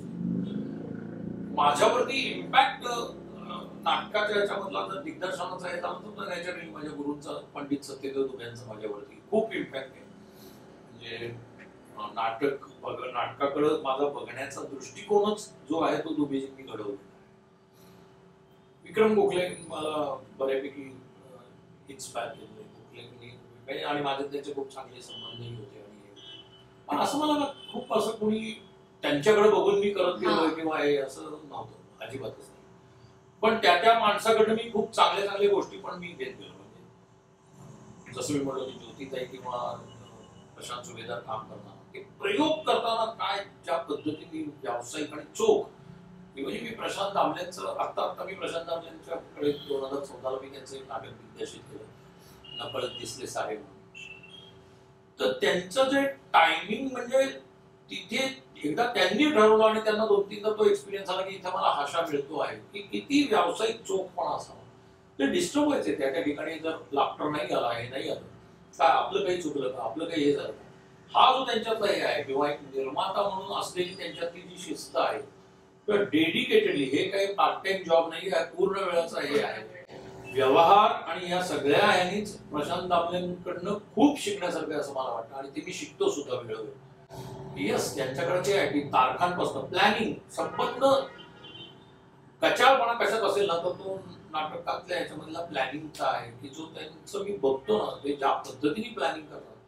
सो या काही गोष्टी आहेत आणि वेळोवेळी सिनेमांमधनं याच्यामधनं आपण शिकत जातोच की कुणाकुणाचे अभिनय कसे कसे आहेत. म्हणजे आता माझी पिढी अशी की ज्यांनी तरुण अमिताभ पासून ते पिंक मधल्या अमिताभ पर्यंत सगळे पाहिले. सो त्या त्या टप्प्यात अमिताभ बच्चन सुद्धा कसे कसं हे होत गेली किंवा त्यांनी काय पद्धतीने नवीन टेक्नॉलॉजी अडॉप्ट केली किंवा काय. परवाच मी सुजित सरकारचा पॉडकास्ट बघत होतो, त्याच्यामध्ये त्यांनी सांगितलं की ती पिढी जी होती अमिताभ किंवा की ज्यांनी रील्स पासून काम केलेलं आहे, म्हणजे मॅगझिन्स संपतायत, तर ती किती पर्टिक्युलर होती की कॉमा, फुलस्टॉप, उद्गार चिन्ह इथपासून डायलॉग मध्ये का, तर ती फिल्म फुटेज वाया नाही जाता का, जे डिजिटल पिढीला कळणारच नाही. आता फुटेज वाया जाणं आणि त्याच्यावरून होणारी चिडचिड आणि त्याच्यावरून होणारा बजेट मधला फरक, तर त्या गोष्टी काही शिकण्यासारख्या की अमिताभ किंवा वन टेक ओके हे टॅलेंट च्या बरोबरीने या काही गोष्टींमुळे ते आलेले की अरे वन टेक ओके हा द्यायलाच पाहिजे, मग त्याच्यासाठी करावी लागलेली रिहर्सल किंवा त्याच्यासाठी हे करणार, या सगळ्या गोष्टी शिकण्यासारख्या कसं. मग तुम्ही जे चित्रपट म्हणजे तुम्ही जे अभिनय करता चित्रपटांमध्ये आणि तुमच्यासोबत जे को-ऍक्टर्स असतात ते नवीन जनरेशन पकडाच तुम्ही, तर त्यांच्यात आणि तुमच्यामध्ये तुम्हाला एकंदरीत काय फरक पडतो जेव्हा तुम्ही एका सेटवर असता आणि ते जेव्हा टेक देत असतात तेव्हा तुम्हाला काय फील होत असतं? नाही, मला म्हणजे खूप चांगलाच अनुभव आलेला आहे. मी असं कधी म्हणणार नाही, कारण मी आता नव्यांबरोबर सुद्धा जेव्हा काम केलेलं आहे किंवा हे केलेलं आहे, अगदी आत्ताच म्हणजे मी दिग्पाल लांजेकरच्या मुक्ताईमध्ये काम केलं, अजून तो यायचा आहे, जानेवारीमध्ये येईल. तर त्याच्यात हे सगळे ज्ञानेश्वरांची, मुक्ताबाईची वगैरे भूमिका करणारे सगळे नवीन, सगळे चांगले आणि सगळे ना थिएटर करून आलेले आहेत. म्हणजे कदाचित हे दिग्पालच्या सिलेक्शन मध्ये असेल की त्यांनी ते ठरवताना किंवा दिग्पालने जे वर्कशॉप घेतलं त्याच्यामुळे ते असेल त्या मुलांमध्ये, पण त्यांना त्या गोष्टीची जाण होती, थिएटर मध्ये याची जाण होती किंवा उगीच ज्ञानेश्वर असे बसलेत म्हणून असे बसलेत असं तो करत नव्हता. त्याला ते तो का करतोय हे त्याला कळत होतं. किंवा मुक्ताबाईला सुद्धा आणि सिनियर्स कडनं काही शिकण्याची तयारी होती. म्हणजे आतापर्यंत मी तसे कोणी असे पाहिले नाही की आपले आपले बनचुके आहेत आणि हे करतायत, असं नाही पाहिलं. ते त्यावेळेला म्हणजे ज्याला आपण म्हणतो तो प्रोफेशनलिझम सगळ्यांमध्ये असतो की फ्लोअरवर येताना वेल रिहर्स होऊन यायचं, की तिथं कमीत कमी वेळ गेला पाहिजे किंवा स्क्रिप्ट व्यवस्थित पाठ करून, पाठ जरी नाही तरी ती आली पाहिजे, तिथे अडलं नाही पाहिजे. हे सगळ्यांमध्ये आहे, म्हणजे असं कुठेच नाहीये असं मला वाटतं. मग ऍज अन ऍक्टर नाटक करण्यात आणि स्क्रीनवर करण्यात कितीचा फरक आहे? फरक तंत्राचा आहे असं मला वाटतं. की मी आता आपण जे बोलतो आहोत ते कॅमेरा समोर बोलतोय म्हणून, पण हे जर इथला कॅमेरा निघून गेला आणि अजून 25 फुटावरती आपण काय बाबा दिवाळी पहाटमध्ये ही मुलाखत करत असेल तर नॅचरली आता टेक्नॉलॉजीमुळे आपला आवाज लोकांपर्यंत अगदी सहज पोहोचत असेल, पण कदाचित काही हालचाली करावी लागतील, काही हे करावं लागेल, तर तेवढं फक्त प्रोजेक्ट फरक प्रोजेक्शनचा असतो. तुम्ही प्रोजेक्ट कसं करता त्यावेळेला, बाकी काही फरक नाही. हे तुम्हाला तंत्र तेवढं कळलं पाहिजे. तुम्ही ते टाइमनुसार कसं अडॅप्ट केलं स्वतःमध्ये? त्याला कारण पुन्हा दुबेजी आहेत असं मला वाटतं की दुबेजींनी आमच्याकडून जे आवाज आणि डायलॉग डिलिव्हरी याच्यावर जे काम करून घेतलं किंवा स्वाभाविक अभिनयावरती 2-2, 3-3 वर्ष काम केलं. सहज अभिनय जरी आपण म्हणत असतो तरी नाटकामधला सहज अभिनय आणि इन फ्रंट ऑफ कॅमेरा सहज अभिनय याच्यामध्ये फरक आहे. आणि आणखीन एक त्यांच्याकडनं खूप शिकायला मिळालं की टू मेक बिलीव्ह, मी ही कॅरेक्टर करतोय हा माझा मी बिलीव्ह करून करणं आणि त्यासाठी त्या माझ्या हालचाली आणि ह्या त्याप्रमाणे मी योजणं आणि मग ते योजल्यानंतर आता मला किती जवळ माझ्या कॅमेरा आहे, जर माझ्या इथं कॅमेरा आहे माझा हात पोषण दिसत तर खाली हातवारे करून काही उपयोगच नाही. सो मग ते तेवढं करणं हा एक ड्युरिंग रिहर्सल तुमचा डायलॉगची तुम्ही रिहर्सल करत असाल कुठल्याही सिरियल माध्यमात किंवा सिनेमाच्या, तर तेव्हा या सगळ्या गोष्टी डोक्यात ठेवून तुम्ही केल्यानंतर त्या आपोआप होते. तुम्ही त्याच्यासाठी म्हणून कुणाकडनं तरी काही ज्ञान घ्यायला गेलात की तुम्ही चुकलात म्हणून हे तुमचं तुम्हालाच आलं पाहिजे असं मला वाटतं. प्रॅक्टिस करून किंवा इथनं सोच ज्याला म्हणतो क्रिएटिव्हिटी इथनं असते. मग असं कधी झालं का की तुम्हाला असं तुमच्या मताने तुमचा सीन चुकलाय, म्हणजे तुम्हाला असं वाटतंय की मी ते चुकलोय पण त्यांना समोरच्या डिरेक्टरला वगैरे वाटत नाहीये, मग तुम्ही अशा परिस्थितीमध्ये कसं हँडल केलं? नाही असं नाही झालं माझं कधी. खूप काही वेळा उलट आपल्याकडनंच काहीतरी राहिलेलं असलं दिग्दर्शकाला सगळं. म्हणजे माझ्या याच्या वेळेला असं व्हायचं, दृश्यम 1च्या वेळेला व्हायचं की निशिकांतकडनं 2-2, 3-3दा हे करून घ्यायचं. तर 1-2दा मी त्याला विचारलं की म्हणजे कारण नाहीतर मग आपण पुढच्या सीन आणि शॉर्टला कॉशियस होत होतो, 3-3 टेक का घ्यावे लागतात. तर मी पहिल्यांदा जेव्हा हा अनुभव आला तेव्हा निशिकांत कामत मी विचारलं, एक तर तो कॉन्टेम्पररी होता, स्पर्धा बिर्धा करून असतोय हे काही चुकतंय का, तर तेव्हा मग त्यांनी त्या दिग्दर्शक म्हणून त्याची स्टाईल सांगितली की नाही मला बेटर काही मिळतंय का म्हणून मी घेऊन ठेवतो, तो झालेला तो लावता येणारच आहे. सो अशा पद्धतीने एखादा दिग्दर्शकही काम करत असतो. पण असा मला अनुभव आला नाही की मला काहीतरी नाही चांगलं झालेलं असं वाटतंय, तर तसं नाही व्हायचं. बऱ्याच तोही सहमत असायचा की नाही हा चांगला नाही झाला, फंबल पडलेला असायचा आणि काही झालेलं असायचं, ब्लँक झालेलं असायचं, तर दुसरा टेक करून द्यायचं. पण मला वाटतंय की नाही चांगलं झालं त्याला वाटतंय चांगलं झालंय असं कधी आता म्हणत नाही. मग आता तुम्ही स्वतः दिग्दर्शक करता तर तुम्ही आतापर्यंत किती असे टेक घेतले की नाही ते बरोबर आहे पण तरी एक बेटर आपल्याला मिळते का? जनरली आपण म्हणजे डिजिटल वरती सगळं शिफ्ट झाल्यापासून आपण 2 चांगले टेक हे घेतोच खूप वेगळ्या आणि कदाचित काही वेळेला थोडी लेन्स बदलली जाते किंवा थोडा कॅमेरा शिफ्ट करूनही घेतलं जातं, पण पर्टिक्युलरली घेतलं जातं. माझ्याकडे 1-2 घेतलं, पण एकदा एखादा फारच सणसणीत झालेला असेल तर मग मी नाही घेतलं. तुम्ही ज्या मूवीचं एक इमेज तुमच्या डोक्यात असते तर त्यावेळेस तुम्ही सगळं लेन्स वगैरे सगळं डिसाईड करता की हा मूवीला हे प्रॉपर लागेल तसं लागेल? माझं म्हणणं की रिस्पॉन्सिबिलिटी कॅमेरामॅनची, ज्याला आपण चांगले पैसे देत असतो मानधन देत असतो. मग तुम्ही ते कसं ठरवलं की कोणत्या कॅमेरामॅन असला पाहिजे? ते नाही माझ्याकडनं तर आतापर्यंत मी कधी या कुठल्याही गोष्टींचा आग्रह धरत नाही, कारण ते निर्मात्याच्याही त्यांचं बजेट आणि ह्या सगळ्यावर असतं. मी मला काय हवं आहे त्याला मात्र सांगतो, ते उतरेस्तोवर मग मी थांबतो. नाही मला हे असंच हवंय, मला हे अशाच पद्धतीने हवं आहे, मग तर त्याने द्यावं काय करायचं असेल ते, पण तो त्याचा अधिकार आहे. मी त्याच्यात मला कुठली लेन्स हवी काय हवी ते नाही सांगतो. मग काही वेळेला तो सांगतो सर आता आपण जरा एक मिड क्लोज पण घेऊन एक टाईट क्लोजही घेऊन चालेल काही हरकत नाही, तुला वाटतंय. त्यांच्या क्रिएटिव्ह याच्यामध्ये मी कधी पडत नाही. जसं मी स्क्रीन प्ले लिहिताना आपल्याला खूप जवळून हे दिसतात किंवा डोळ्यातले भाव झरझर बदलून जातात, तर इथे कॅमेरामॅननीच ठरवायचं की तिथे टाईट क्लोज पाहिजे. हे मी नाही लिहायचं कंसामध्ये आणि डोळ्यांचं टाईट क्लोज हे मी नाही लिहायचं, हे त्याची हे आहे. फ्लोअरवर गेल्यावरती तो आहे म्हणेल तर काय करणार अपेक्षित, तर मी म्हणेन मला झूम हवा आहे, हळूहळू त्यांच्यापर्यंत जायचं आहे. मग ट्रॅक वापरायचा का स्टेडी कॅमवर घेऊन जायचं हे त्यांनी ठरवायचं त्याचं. ते मी कधीच लिहिताना लिहित नाही किंवा मी सांगतानाही मी कधी टेक्निकल भाषेत त्यांना सांगत नाही मला हे असं असं हवंय तो ते करतो.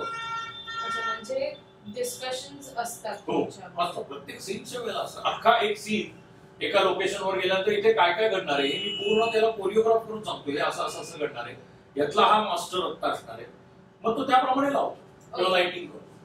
म्हणजे तुम्ही लिहिता पण आणि तुम्ही सीन प्रदर्शित पण करता की असं असलं पाहिजे. म्हणजे लोकेशनवर 3-3दा गेल्यानंतर जेव्हा माझी डिरेक्शन टीम मी घेऊन जातो त्यावेळेला काय घडणार आहे हे मी मला काय व्हिज्युअलाइज झालं हे त्यांना कारण प्रत्येकाचं व्हिज्युअलायझेशन वेगळं असेल पण जेव्हा आता फ्लोअरवर जायची वेळ आली की मग ते एकाच्या डोक्याने चाललं पाहिजे. सो मी माझ्या 3-4 जे कोण असिस्टंट्स असतील आणि कॅमेरामनही असेल तर त्यालाही सांगतो की मला आता इकडनं हा आत येईल इथं बसेल त्यावेळेला ही समोर असेल आणि यांच्यामध्ये डिस्कशन होईल तो तार निघून जाईल. मग इथे ओएस कधी लागतील मास्टर कुठला असेल मग त्याच्या पायाचे इंटरकट्स काय असतील हे नंतर ठरेल पण हा पहिला अख्खा कोरिओग्राफ करून दाखवतो मी. मग तुम्ही म्हणाले की तुमची असिस्टंट टीम असते तुम्ही कसं मॅनेज करता त्यांना आणि तुम्ही सीन चालू आहे आणि त्यांनाही मॅनेज करायचं तुमच्या टीमलाही मॅनेज करायचं असतं सेटला पण मॅनेज करायचं असतं सीन पण सांगायचं असतं. त्या वेगळ्या वेगळ्या एजन्सीज असतात ना आर्ट डिरेक्शनची टीम वेगळी एकदा त्यांना प्रत्येकाकडे स्क्रिप्ट गेलेली असते. प्री प्रोडक्शन म्हणजे काय असतं प्रत्येकाकडे स्क्रिप्ट गेलेली असते सगळ्यांना लोकेशन माहिती असतं शेड्यूल माहिती असतं पर डे शेड्यूलही सांगितलं जातं. आजच्या दिवशी कुठले सीन सकाळी कुठले होणार आहेत दुपारी कुठले होणार आहेत संध्याकाळी कुठले होणार आहेत हे सगळं सांगितलं जातं. हे सगळं त्यांना माहिती असतं त्याप्रमाणे कपड्यांपासून सगळ्याचं हे लावलं जातं क्रोनोलॉजी अनुक्रमणिका. पहिल्या सीनचे हे असणार आहे दुसऱ्या सीन मध्ये तेच कपडे असणार आहेत कारण तिथनंच पुढे तो घरात जाणार आहे काय होणार आहे हे कॉस्ट्युम वाले बघतात. आर्ट डायरेक्शन वाल्यांना माहिती असतं काय लावलं जाणार आहे. एक्सपेक्टेड आहे म्हणजे आदर्श हे आहे की त्यांना माहिती असलं पाहिजे. एखादा ब्लँक समोर उभं राहिलं तर 4 शिव्या खातो आणि काम करायला लावतो. शिव्या ह्या घालाव्याच लागतात शिव्या असिस्टंटला सगळं माहिती असतं पण एखादा असा चुकायला लागला तर मग फटके पडतात. असं नाही व्हायला पाहिजे ना की तुला सगळं माहिती आहे 20 दिवसापासून आपण याच्यावर काम करतोय आणि तुला आता तुम्हाला हे बेसिक कसं विचारतो. सो हे सगळं कागदावर माझं नेहमी म्हणणं आहे आणि जे मी करतोच प्री प्रोडक्शनला खूप कमी खर्च येतो. सो तुमचं pre production pin to piano कागदावरती उतरवलेलं असलंच पाहिजे. त्याच्यातही तिथे गेल्यावर उत्स्फूर्तपणे काय होईल ते क्रिएटिव्हिटीला तुम्ही तेवढा स्कोप द्या एक 10% 20% पण तरी कागदावर तुम्हाला पिन टू पियानो सगळ्या गोष्टी लिखित स्वरूपात असल्या पाहिजे. तिथे पहिला सिनेमा घडतो दुसरा घडतो तो प्रोडक्शन मध्ये घडतो आणि तिसरा घडतो तो पोस्ट प्रोडक्शन मध्ये एडिटिंगला घडतो. 3 वेळेला टेबलवरती सिनेमा घडतो. सो पहिला सिनेमा जो घडणार आहे तो लिहिलेला असला पाहिजे. सो तो प्रत्येकाला माहिती असला पाहिजे काय होणार आहे. त्यामुळे एकतर अचानक कोणीतरी आलं मी उद्यापासून शेड्यूलला येतो हे चालत नाही. माझ्याकडे असिस्टंटचे माझ्याकडे माझ्या पहिलं वाचन मी करतो तेव्हापासून ते माझे असिस्टंट ठरलेले असतात कोण काम करणार आहे. सो तसंच त्याप्रमाणे त्यामुळे तेवढे तयार आणि ट्रेंड होतात. म्हणजे त्यांना ट्रेनिंग दिली जाते सगळ्याची म्हणजे ते क्लूलेस नसतात. नाही काहीच नाही. मग तुमच्या भाषेत यश काय आहे म्हणजे सक्सेस काय आहे तुमच्या डेफिनेशन. आपले सगळे छंद आणि आपल्या सगळे आहे जोपासायला खिशामध्ये पैसा आणि केलेल्या कामाचं प्रचंड समाधान हे माझ्या दृष्टीने यशस्वी. मला समाधान मिळालं पाहिजे. तुम्हाला समाधान मिळालं की पुरस्कार पारितोषिक ही आपोआप येतातच त्याच्यासाठी तुम्हाला पळावं लागेल. थोडे एखाद्याला माझ्याबरोबर शर्यतीमध्ये भाग घेतलेल्या एखाद्याला लगेच 100 मीटरवरच मिळेल. मला मॅरेथॉन एकटं पळावं लागेल हे मिळतंच तुम्हाला काम पण मी मॅरेथॉन पडलोय हे समाधान मला असं पाहिजे. मी मध्ये बसलो होतो मी हळूच नंतर दुसरी 2 कामं करायला गेलो मग ते समाधानच नाही मिळत. सो ते समाधान मिळालं पाहिजे आणि हे एवढं पळण्यासाठीचा बेसिक मिनिमम खर्चासाठी तुमच्याकडे पैसे पाहिजे बस. मग ऍज अ ऍक्टर तुमची स्ट्रेंथ काय आहे. मला माझ्या मर्यादा माहिती आहेत हीच स्ट्रेंथ आहे. मी स्टँडअप कॉमेडी करू शकत नाही मला माहिती पण मी कॉमेडी चांगली करू शकतो हे माहिती. पण ती जी स्टँडअप आहे चला हवाई उद्यावाली किंवा महाराष्ट्राची हास्य जत्रासारखं मला कदाचित जमत नाही. मी ट्रायआउटही केलेलं होतो मुंबईमध्ये पण त्या 2 एपिसोड नंतर मला जाणवलं की आपल्याला हे नाही येत. हे येणं हा एक गुण आहे. मी हे अवगुण म्हणत नाही पण हे मला नाही येऊ शकत. सो मला माझ्या मर्यादा माहिती. मी फ्रिकआउट डान्स नाही करू शकतो. हा, गणपती डान्स कुठल्या तरी एखाद्या याच्यामध्ये दृश्यामध्ये असेल तर मी करेन, पण मी खूप अनकम्फर्टेबल असतो डान्स करताना. सो या मला माहिती आहे आणि हीच माझी अमर्यादता आहे असं मला माहिती आहे. मी एक उत्तम अभिनेता आहे मला माहिती आहे, पण तरीही माझं शेवटचं म्हणणं नेहमीच मी म्हणतो असं की अभिनय हा क्राफ्ट आहे, इट्स नॉट क्रिएशन. क्रिएशन हे लेखनामध्ये आहे, दिग्दर्शनामध्ये आहे, प्रशिक्षणामध्ये, जिथं तुम्ही नवं काहीतरी घडवता. अभिनयामध्ये तुम्ही नवं काहीच करत नाही, जे तुम्हाला येतंय ते फक्त या तिघांनी सांगितलेल्या चौकटीमध्ये उत्तम करता. सो ते क्राफ्ट वर्क आहे आणि ते येतं. मग ही इंडस्ट्री खूप काय म्हणतात त्याला स्ट्रेसफुल आहे की तुम्हाला कधी कधी काम मिळतं नाही मिळत. हे जे क्षण असतात हे यंग जनरेशनने किंवा आत्ताची पिढी ज्यांना इंडस्ट्रीत यायचंय त्यांनी कसे हाताळले पाहिजे? मी मगाशी म्हणलं तसं की तुम्ही अमुक एकाला अरे तो बिग बॉसचा कसला होता, तो साधा गावाकडनं आला होता आणि त्याचे रील्स फेमस झाले, तो बिग बॉस जिंकला, तो जिंकला. त्याच्या बरोबरही गावागावात असं करणारे जवळजवळ 10,000 लोक आहेत आणि तो जिंकला म्हणून अजून लागवड तयार होणार आहे. सो एवढी रेस तयार होणार, या रेस मधनं आपल्याला वेगळं करून तिथपर्यंत पोहोचायचंय. याच्यासाठी पेशन्स आणि स्वतःला सतत अपग्रेड करत राहणं, या पलीकडे दुसरं काहीही तुमच्या हातात नाहीये, हे लक्षात ठेवलं पाहिजे. सो जे सगळेच जण सांगतात ते की याला शॉर्टकट नाही, हे सगळी फ्रस्ट्रेशन या सगळ्यातनं तुम्हाला जावंच लागतं. एक भात शिजवायचा असेल तर त्याची एक प्रोसेस आहे नाही का. ते कुठल्या तरी भांड्यात कुठेतरी ठेवून तो भात शिजत नाही ना, धुवावा लागतो, तांदूळ वेगळे करावे लागतात, त्याला एवढं पेरभर पाण्यात घालावं लागतं, 3 शिट्ट्या काढाव्या लागतात. तेच कुठल्याही बाबतीत आहे. साधं स्वयंपाकाची जी गोष्ट आहे तीच इथे. ऑमलेट करायचं झालं तर त्याला एका प्रोसेसनीच जावं लागतं. सो तसंच अभिनेत्याचं आहे असं मला वाटतं, किंवा कुठल्याही यशाचं आहे, मग तो लेखक असेल, दिग्दर्शक असेल. आणि फ्रस्ट्रेशन, डिप्रेशन हा पार्ट ऑफ द गेम आहे. तुम्ही त्या डिप्रेशनचं तुमच्या अनुभवाच्या पुस्तकामध्ये नोंद केली गेली पाहिजे, जे कधीतरी एखाद्या कॅरेक्टरसाठी, एखाद्या याच्यासाठी, किंवा पुन्हा आपण शेवटी ना हे एक सर्कल आहे. तुम्ही यशाच्या अशा याच्यावरती गेल्यानंतर पुन्हा तुम्हाला खाली यायचं हे 100%. सो खाली आल्यानंतर काय होतं याचं तुम्हाला जाण असली तर तुम्ही तेव्हा जाता तेव्हा घाबरून जाऊ नका, पण ही कधीतरी वेळ येणार आहे हे जर तुम्हाला माहिती असतं तर तुम्ही, जसं आपण म्हणतो की मी म्हणजे माझा विश्वास आहे या गोष्टींवर म्हणून की 7:30 आली 7:30 आली 7:30 आली असं आपण म्हणतो, आणि जर उगीच आणखी काहीतरी करण्यापेक्षा 7.5 वर्ष आपल्याला कासवासारखं सगळं आपलं हे करून तरी व्यवस्थित जगायचं आहे, हे जर तुमच्याकडं 6 महिने आधीपासून तुम्ही तयारी ठेवली तर ती 7.5 वर्ष कधी समजा तुम्हाला कळत नाही. कारण त्या काळात येणाऱ्या संकटांना तोंड द्यायची मानसिक तयारी तुमची झालेली असते. जसं त्या धोनीमध्ये रेल्वे स्टेशनच्या प्लॅटफॉर्मवरती तो त्या धोनीला खूप छान त्याचा तो मॅनेजर समजावून सांगतो की आता तुला बाउन्स आल्यावर तू काय करतो, तू ते खाली वागतो, ती तुझी परिस्थिती आहे, आता तुझी वेळ कालखंड चालू आहे असं समज. तसं हे आहे की तुम्हाला तो कालखंड कळला पाहिजे. फ्रस्ट्रेशन येऊन तुम्ही इंडस्ट्री सोडला तर तुम्ही पडकुटे व्हा.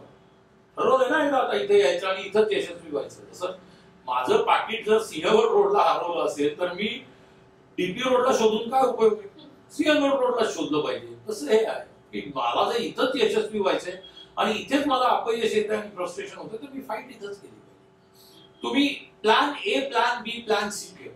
म्हणजे जगण्याच्या साधनासाठी उत्पन्नाचे सोर्सेस वेगळे काढा, पण साधं यशस्वी इथंच व्हायचं हे डोक्यात पाहिजे ठरवलं. तुम्हाला वाटतं का की ती जी जिद्द आहे ती कमी होतीये? नाही, कमी नाही होते, त्याच्यासाठीचा पिरियड कमी व्हायला लागलाय लोकांचा, त्यामुळे ते फ्रस्ट्रेट व्हायला लागले. म्हणजे सगळेच जण 100 मीटरची शर्यत लागतात आता. ती म्हणजे जसं आपण क्रिकेटमध्ये 2020 आलं ते तुमच्या नकळत एक लक्षात घ्या की प्रेक्षकांचाही पेशन्स कमी झाला ना क्रिकेट बघणारे. 1 डे टू 20 आता तुम्ही 1 डे कंटाळवाणी मानता. मी या पिढीतला आहे. आम्ही 5 दिवसाची मॅच बघायचो, त्या 5 दिवसात 1 दिवस आराम असायचा, सुट्टी असायची. ते बघणाऱ्यांमध्ये जो पेशन्स असायचा, म्हणजे ते मध्ये एकदा त्या युट्यूब वरती त्या ह्याच्यामध्ये शॉर्ट्स मध्ये दाखवतात 172 का काहीतरी चेंडू द्रविड नुसता प्लेड करत होता. काय झालं असेल आजूबाजूच्यांना आणि काय झालं असेल प्रेक्षकांना, पण त्या इनिंग मध्ये द्रविडनी सेंचुरी केली ना, त्यांनी क्रिकेट खेळायचा आनंद घेतला ना. हा पेशन्स पाहिजे असं मला वाटतं, पर्टिक्युलरली अशा याच्यामध्ये की जिथे अक्षरशः तुम्ही गेलात तर 10 उभे आहेत, ती शर्यत तुझ्या मागे 10 जण आहेत, तू कशाला मागे खाली बसून उपयोगच नाही तुला. तू खेळतच राहायला पाहिजेस, तू शोधतच राहायला पाहिजे. जसं आता एन नंबर ऑफ ऑपॉर्च्युनिटीज आहे. जसं मी म्हटलं पूर्वी आमच्यासाठी 3 माध्यम होती, आता 300 प्लॅटफॉर्म्स आहेत. एक तर प्लॅटफॉर्म तुमचा आहे. तुझ्याकडे कमी काय आहे तर तुझ्याकडे कंटेंट कमी आहे कदाचित. तू चांगले कंटेंट देत नाहीस. कारण आता असे कंटेंट टाकणारे 50 जण असेल तर तुझं वेगळे पण दिसलं पाहिजे ना. तर तो ब्रँड तू तयार केला पाहिजेस. तिथं फ्रस्ट्रेट होऊन काय उपयोग. मग एखाद्या तरुण पिढीला कसं कळेल की ते का बरोबर वाटचालीला आहेत की नाहीयेत, हे त्यांना कसं कळेल?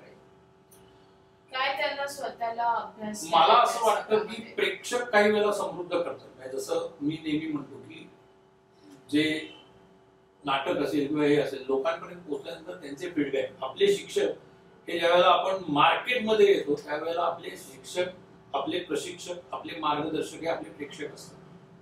मग ते एखाद्या लहान मुलापासून मोठ्या माणसापर्यंत कोणीही असू शकतात. ते सांगितलं अरे तू ना मध्ये मध्ये बोलताना तुझा होतंय ते सर, हे आपल्याला कळलं पाहिजे.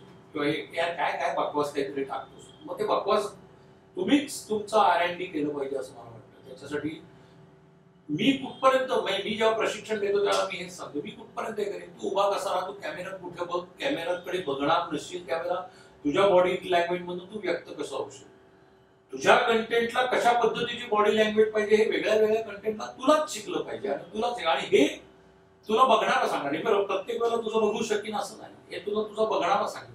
सो एक तर हे प्रेक्षक वर्ग वाढवा आणि एक 25-30 आपले म्हणून प्रेक्षक असले पाहिजे की जे सांगे आणि जे मोकळेपणे सांगतील बकवास झालं किंवा हे अत्यंत चांगलं झालं. बाकी जे तिकीट काढून येतात किंवा जे काय असतात ते काही वेळेला गंडगुसत असतात, ते खोटेही बोलतात. ते म्हणजे उगीच करायचे म्हणून खोटी तारीफ करू शकतात. पण 15 ते 20 जण आपले असे असले पाहिजे की जे आपल्याला आरसा दाखवते. मग तुम्ही तुमचं प्रायव्हेट लाईफ, सोशल लाईफ कसं मेंटेन? तसं माझं म्हणजे काय आपला मोकळा वाकळा स्वभाव असल्यामुळे मला असं खूप खाजगी आयुष्य आहे आणि हे असं काही हे नाही. मॅक्झिमम माझं नाही, 85% सोशल लाईफच आहे.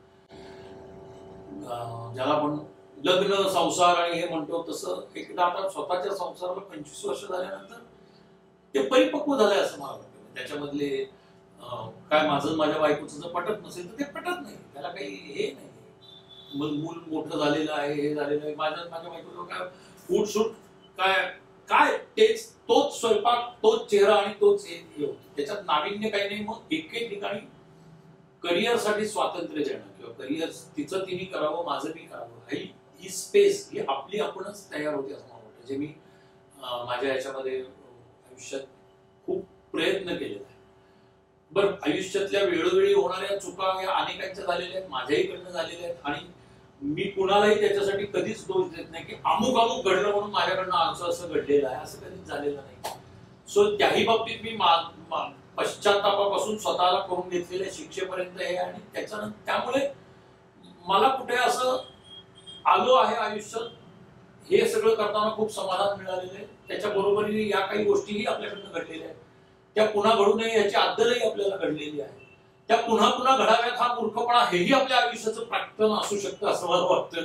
आणि ते होत जातं. सो मी असं माझं प्रायव्हेट लाईफ आणि हे नाही, फक्त एवढंच आहे की एका कुठल्या तरी क्षणी मी खूप एकटा होतो, ज्याच्यामध्ये मग मी माझं वाचन, माझं आध्यात्मिक हे साधना हे मी करतो. कदाचित या साधनेमुळेच माझ्यामध्ये हा मोकळेपणा आला असेल. ज्याला काही जण निर्लज्जपणा म्हणतात, पण माझ्यामध्ये तो मोकळेपणा आहे. आणि त्याचं मला कधीच पश्चात्ताप हा माझा करून घेतलाय. मला 4 जणांनी शहाणपणा शिकवायची काही गरज नाहीये. मला हा उद्दामपणा पण माझ्यामध्ये तेवढं हे तू नको शिकू, मला माहितीये ना मी त्यासाठी माझं काय झालेलं आहे. सो त्यामुळे मला असं वाटतं की तेही मी खूप छान एन्जॉय करतो. एकुलता एक मुलगा आहे, तो त्याच्या पद्धतीने त्याला पूर्ण स्वातंत्र्य दिलं. कारण ना प्रत्येक ठिकाणी माझ्या वेळी, म्हणजे जसं माझ्या मुलाखतीत कदाचित प्रत्येक वेळेला माझे पास्ट मी वेळोवेळी सांगत असेल, पण त्यामुळे सगळ्या याच्यामध्ये त्या पास्ट कडनं मी काय शिकलो एवढं नाही. मी दुसऱ्याला शिकवायला जात नाही. तू तुझं पड ना, ते पडणं गरजेचं. जसं मी त्याला 2-3 गोष्टींच्या बाबतीत फक्त कंपल्शन केलं. इरिडेटरी ज्या वेळेला त्याच्याकडे जाड पण आहे हे मला कळल्यानंतर आणि विचित्र जाडे पण आहे कळल्यानंतर त्याच्याकडनं त्याला व्यायामाची गोडी, बरं ती त्या वेळेला लागली नाही ज्यावेळेला मी त्याच्याकडनं व्यायाम करून गेलो, पण त्याची सवय त्याला लागली आणि त्यांनी तो छान आता त्याचा मेंटेन आहे. तसंच माझं नेहमी म्हणणं असतं की लहान मुलांना मूल वाढत असताना त्याला सायकल चालवता आली पाहिजे आणि त्याला स्विमिंग करता आलं पाहिजे. या दोन्ही गोष्टी व्यायामापेक्षाही बॅलन्स आणि ब्रीदिंग या गोष्टीची हे आहे. दोन चाकावरती आपला स्पीड आणि हे करून बॅलन्स करता येणं हे आलं की कुठलंही व्हेकल चालवणं सोपं जातं. तर त्यामुळे त्याला सायकल ही कंपल्सरी, पण तो ढोल्या आता उभेन त्यामुळे तो सायकल बिकल चालवायला हे व्हायचा. पण त्याला सांगितलं उद्यापासून तू चालत जा, हातात सायकल घेऊन जा. मला माहिती नाही सायकल शिकायची आणि शाळेत 7वी पासून 11वी 12वी पर्यंत मूल हे सायकलवरच गेलं पाहिजे शाळेत, असं माझं म्हणणं आहे. त्या बाबतीत मी खूप स्ट्रिक्ट होतो. तर त्याला आता त्याचे हे दिसतं आणि मला आता हे जाणवतं की मी त्याला योग्य वेळेला त्याच्यावरती ते कंपल्शन केलं एक पालक म्हणून. खालच्या एकट्या कोपऱ्यावरती ऍक्सिडेंट झाला, पडला, गुडघे फुटले होते. अरे म्हणजे मस्त हे व्हायला पाहिजे, हे पडणं व्हायला पाहिजे, ते दुखणं नंतर पुढे 2-3 दिवस हे व्हायला पाहिजे. सो या काही गोष्टी माझ्याकडं काय म्हणतो आपण एक पालक म्हणून खूप वेगळ्या पद्धतीने आल्या असं मला. त्याच्या पहिल्या सगळ्या गोष्टी ऍडोलन्स मधल्या सुद्धा पहिल्या सगळ्या गोष्टी बाप म्हणून त्यांनी माझ्याशी शेअर केल्या. मला असं वाटतं की एक पालक म्हणून मी खूप त्याच्याशी असलेल्या रिलेशनमुळे तो हे शेअर करू शकला. योग्य वेळी तो धाकही त्याच्याकडे आहे जो इतर विद्यार्थी आणि बाकी नाही तर मग इतर विद्यार्थी किंवा इतर माझ्या संस्थेतले आणि लोक याच्यात काहीच फरक नसतो. तो इतरांप्रमाणेच असतो आणि हे त्यालाही माहिती आहे. आणि त्यामुळं खासगी आयुष्य आणि सोशल आयुष्य असं माझं आता तरी वेगळं नाहीये. मला वाटतं 55-60 वर्षानंतर तर आता वानप्रस्थातच जाणार मी अजून 1 वर्षानंतर. म्हणजे हे करत असताना पण तो वानप्रस्थ हा आला पाहिजे असं मला वाटतं. सो त्याची ही पूर्वसंध्या आहे असं आपण म्हणू. 59 वर्षाचा आहे मी आता. सो अजून 1 वर्षानंतर मी आणखी मी माझं खासगी आयुष्य सोडून देणार. ते असणार का तर असणार, पण मग ते फार वेगळ्या पद्धतीने असेल. मी आता या ऑफिसमध्ये 4:30 आज मी आता सगळ्यांना सांगितलं की 4:30-5 नंतर मला कोणी हे ना, मी एकटा असणार. काही वेळा ते एकटे पण किंवा माझं घर आहे इथून पुढे हे गेल्यावर नसरापूरच्या अलीकडे बंगला आहे, फार्म हाऊस नाही तो बंगला. फार्म हाऊस ही आपल्याकडे वेगळी कन्सेप्ट. सो तिथं मी एकटा राहतो. तिथं मला एकट्यालाच राहायला आवडतं. तिथं पुस्तकं आहे, ते आहे, माझी साधना मी करतो. सो हे वेगळं राहिलेलं नाही. मग तुम्ही जे गोल ठरवता ते कंप्लीट करण्याचं मोटिवेशन तुम्ही स्वतःमध्ये कसं आणता? आपल्या विचारांनीच ते येत असणार की हे कम्प्लीट करायचंय. हे सर्कल तुम्ही एकदा थॉट सर्कल सुरू झाली की ती तुमच्यामध्ये येतं. मग ते गोल कम्प्लीट करण्यासाठीची प्रक्रिया तुमच्या डोक्यात येते. ते गोल निश्चित केल्यानंतर तिथपर्यंत आपण कसं जाणार आहोत हा प्रवास तुमचा नक्की होतो. या प्रवासादरम्यान तुम्हाला कुणाकुणाची साथ घ्यायची, ती व्यक्तिमत्व तुमची नक्की होत जातात. त्यांच्याशी तुम्ही काय काय बोलणार आहात, काय काय करणार आहात ते आणि त्याचं ज्याला आपण म्हणतो फंडामेंटल मटेरियल तुमच्याकडे तयार होतं. सो ते ठरवल्यानंतर तुमचे थॉट्सच तुमची गोल कम्प्लीट करतात. त्याच्यासाठी वेगळं काहीच नाही, फक्त ते तुम्ही सतत तुमच्या डोक्यात फिरत राहिलं पाहिजे. मग तुमचे या वर्षाचं आणि 2025चं तुमचे गोल्स काय आहेत? 2025 आता हे वर्ष तर संपत आलं, त्यामुळे या वर्षापर्यंतची माझी गोल्स बऱ्यापैकी कम्प्लीट झाले. 2025चं माझं गोल मला हा सीझन कुठल्याही परिस्थितीत सीझन 1 माझा आला पाहिजे सावरकरचा आणि सीझन 2 आणि सीझन 3च्या प्रोसेस माझी अप टू डिसेंबर 2025 ही पूर्ण झाली पाहिजे. कदाचित सीझन 2 माझा शूट करून कम्प्लीट व्हायला पाहिजे. हे हा खूप मी शॉर्ट हे सांगतो. पण पुढच्या 20-10 वर्षात काय व्हायला पाहिजे त्याच्यासाठीचं जे काय असेल ते त्या वर्षीचा अगदी किरकोळ असेल, पण आता हातात घेतलेल्या कामांमधलं हे झालं पाहिजे की 3 सीझन्सचं काम पुढच्या वर्षीच्या डिसेंबर पर्यंत पूर्ण झालं पाहिजे. हे सगळं माझ्या असलेल्या शूटिंगच्या कमिटमेंट्स, मला आलेली कामं, मी दुसरीकडे ऍक्टिंगचं काम करणं किंवा हे चालूच राहणार. ते तुम्ही कसं बॅलन्स करता? ते तर आता शेड्यूल प्रमाणे मॅनेज करतो ना. माझा मॅनेजर ज्या काही तारखा असतील काय असतील त्याप्रमाणे, आणि तुम्हाला तेवढं स्विच ओव्हर स्विच ऑन करता येऊ शकतं. आलंच पाहिजे म्हणजे एवढे वर्षानंतर. मग ज्यांना करिअर करायचंय आता त्यांना तुम्ही एक सल्ला काय करायचंय? पुन्हा एकदा विचार करता. नक्की करायचंय?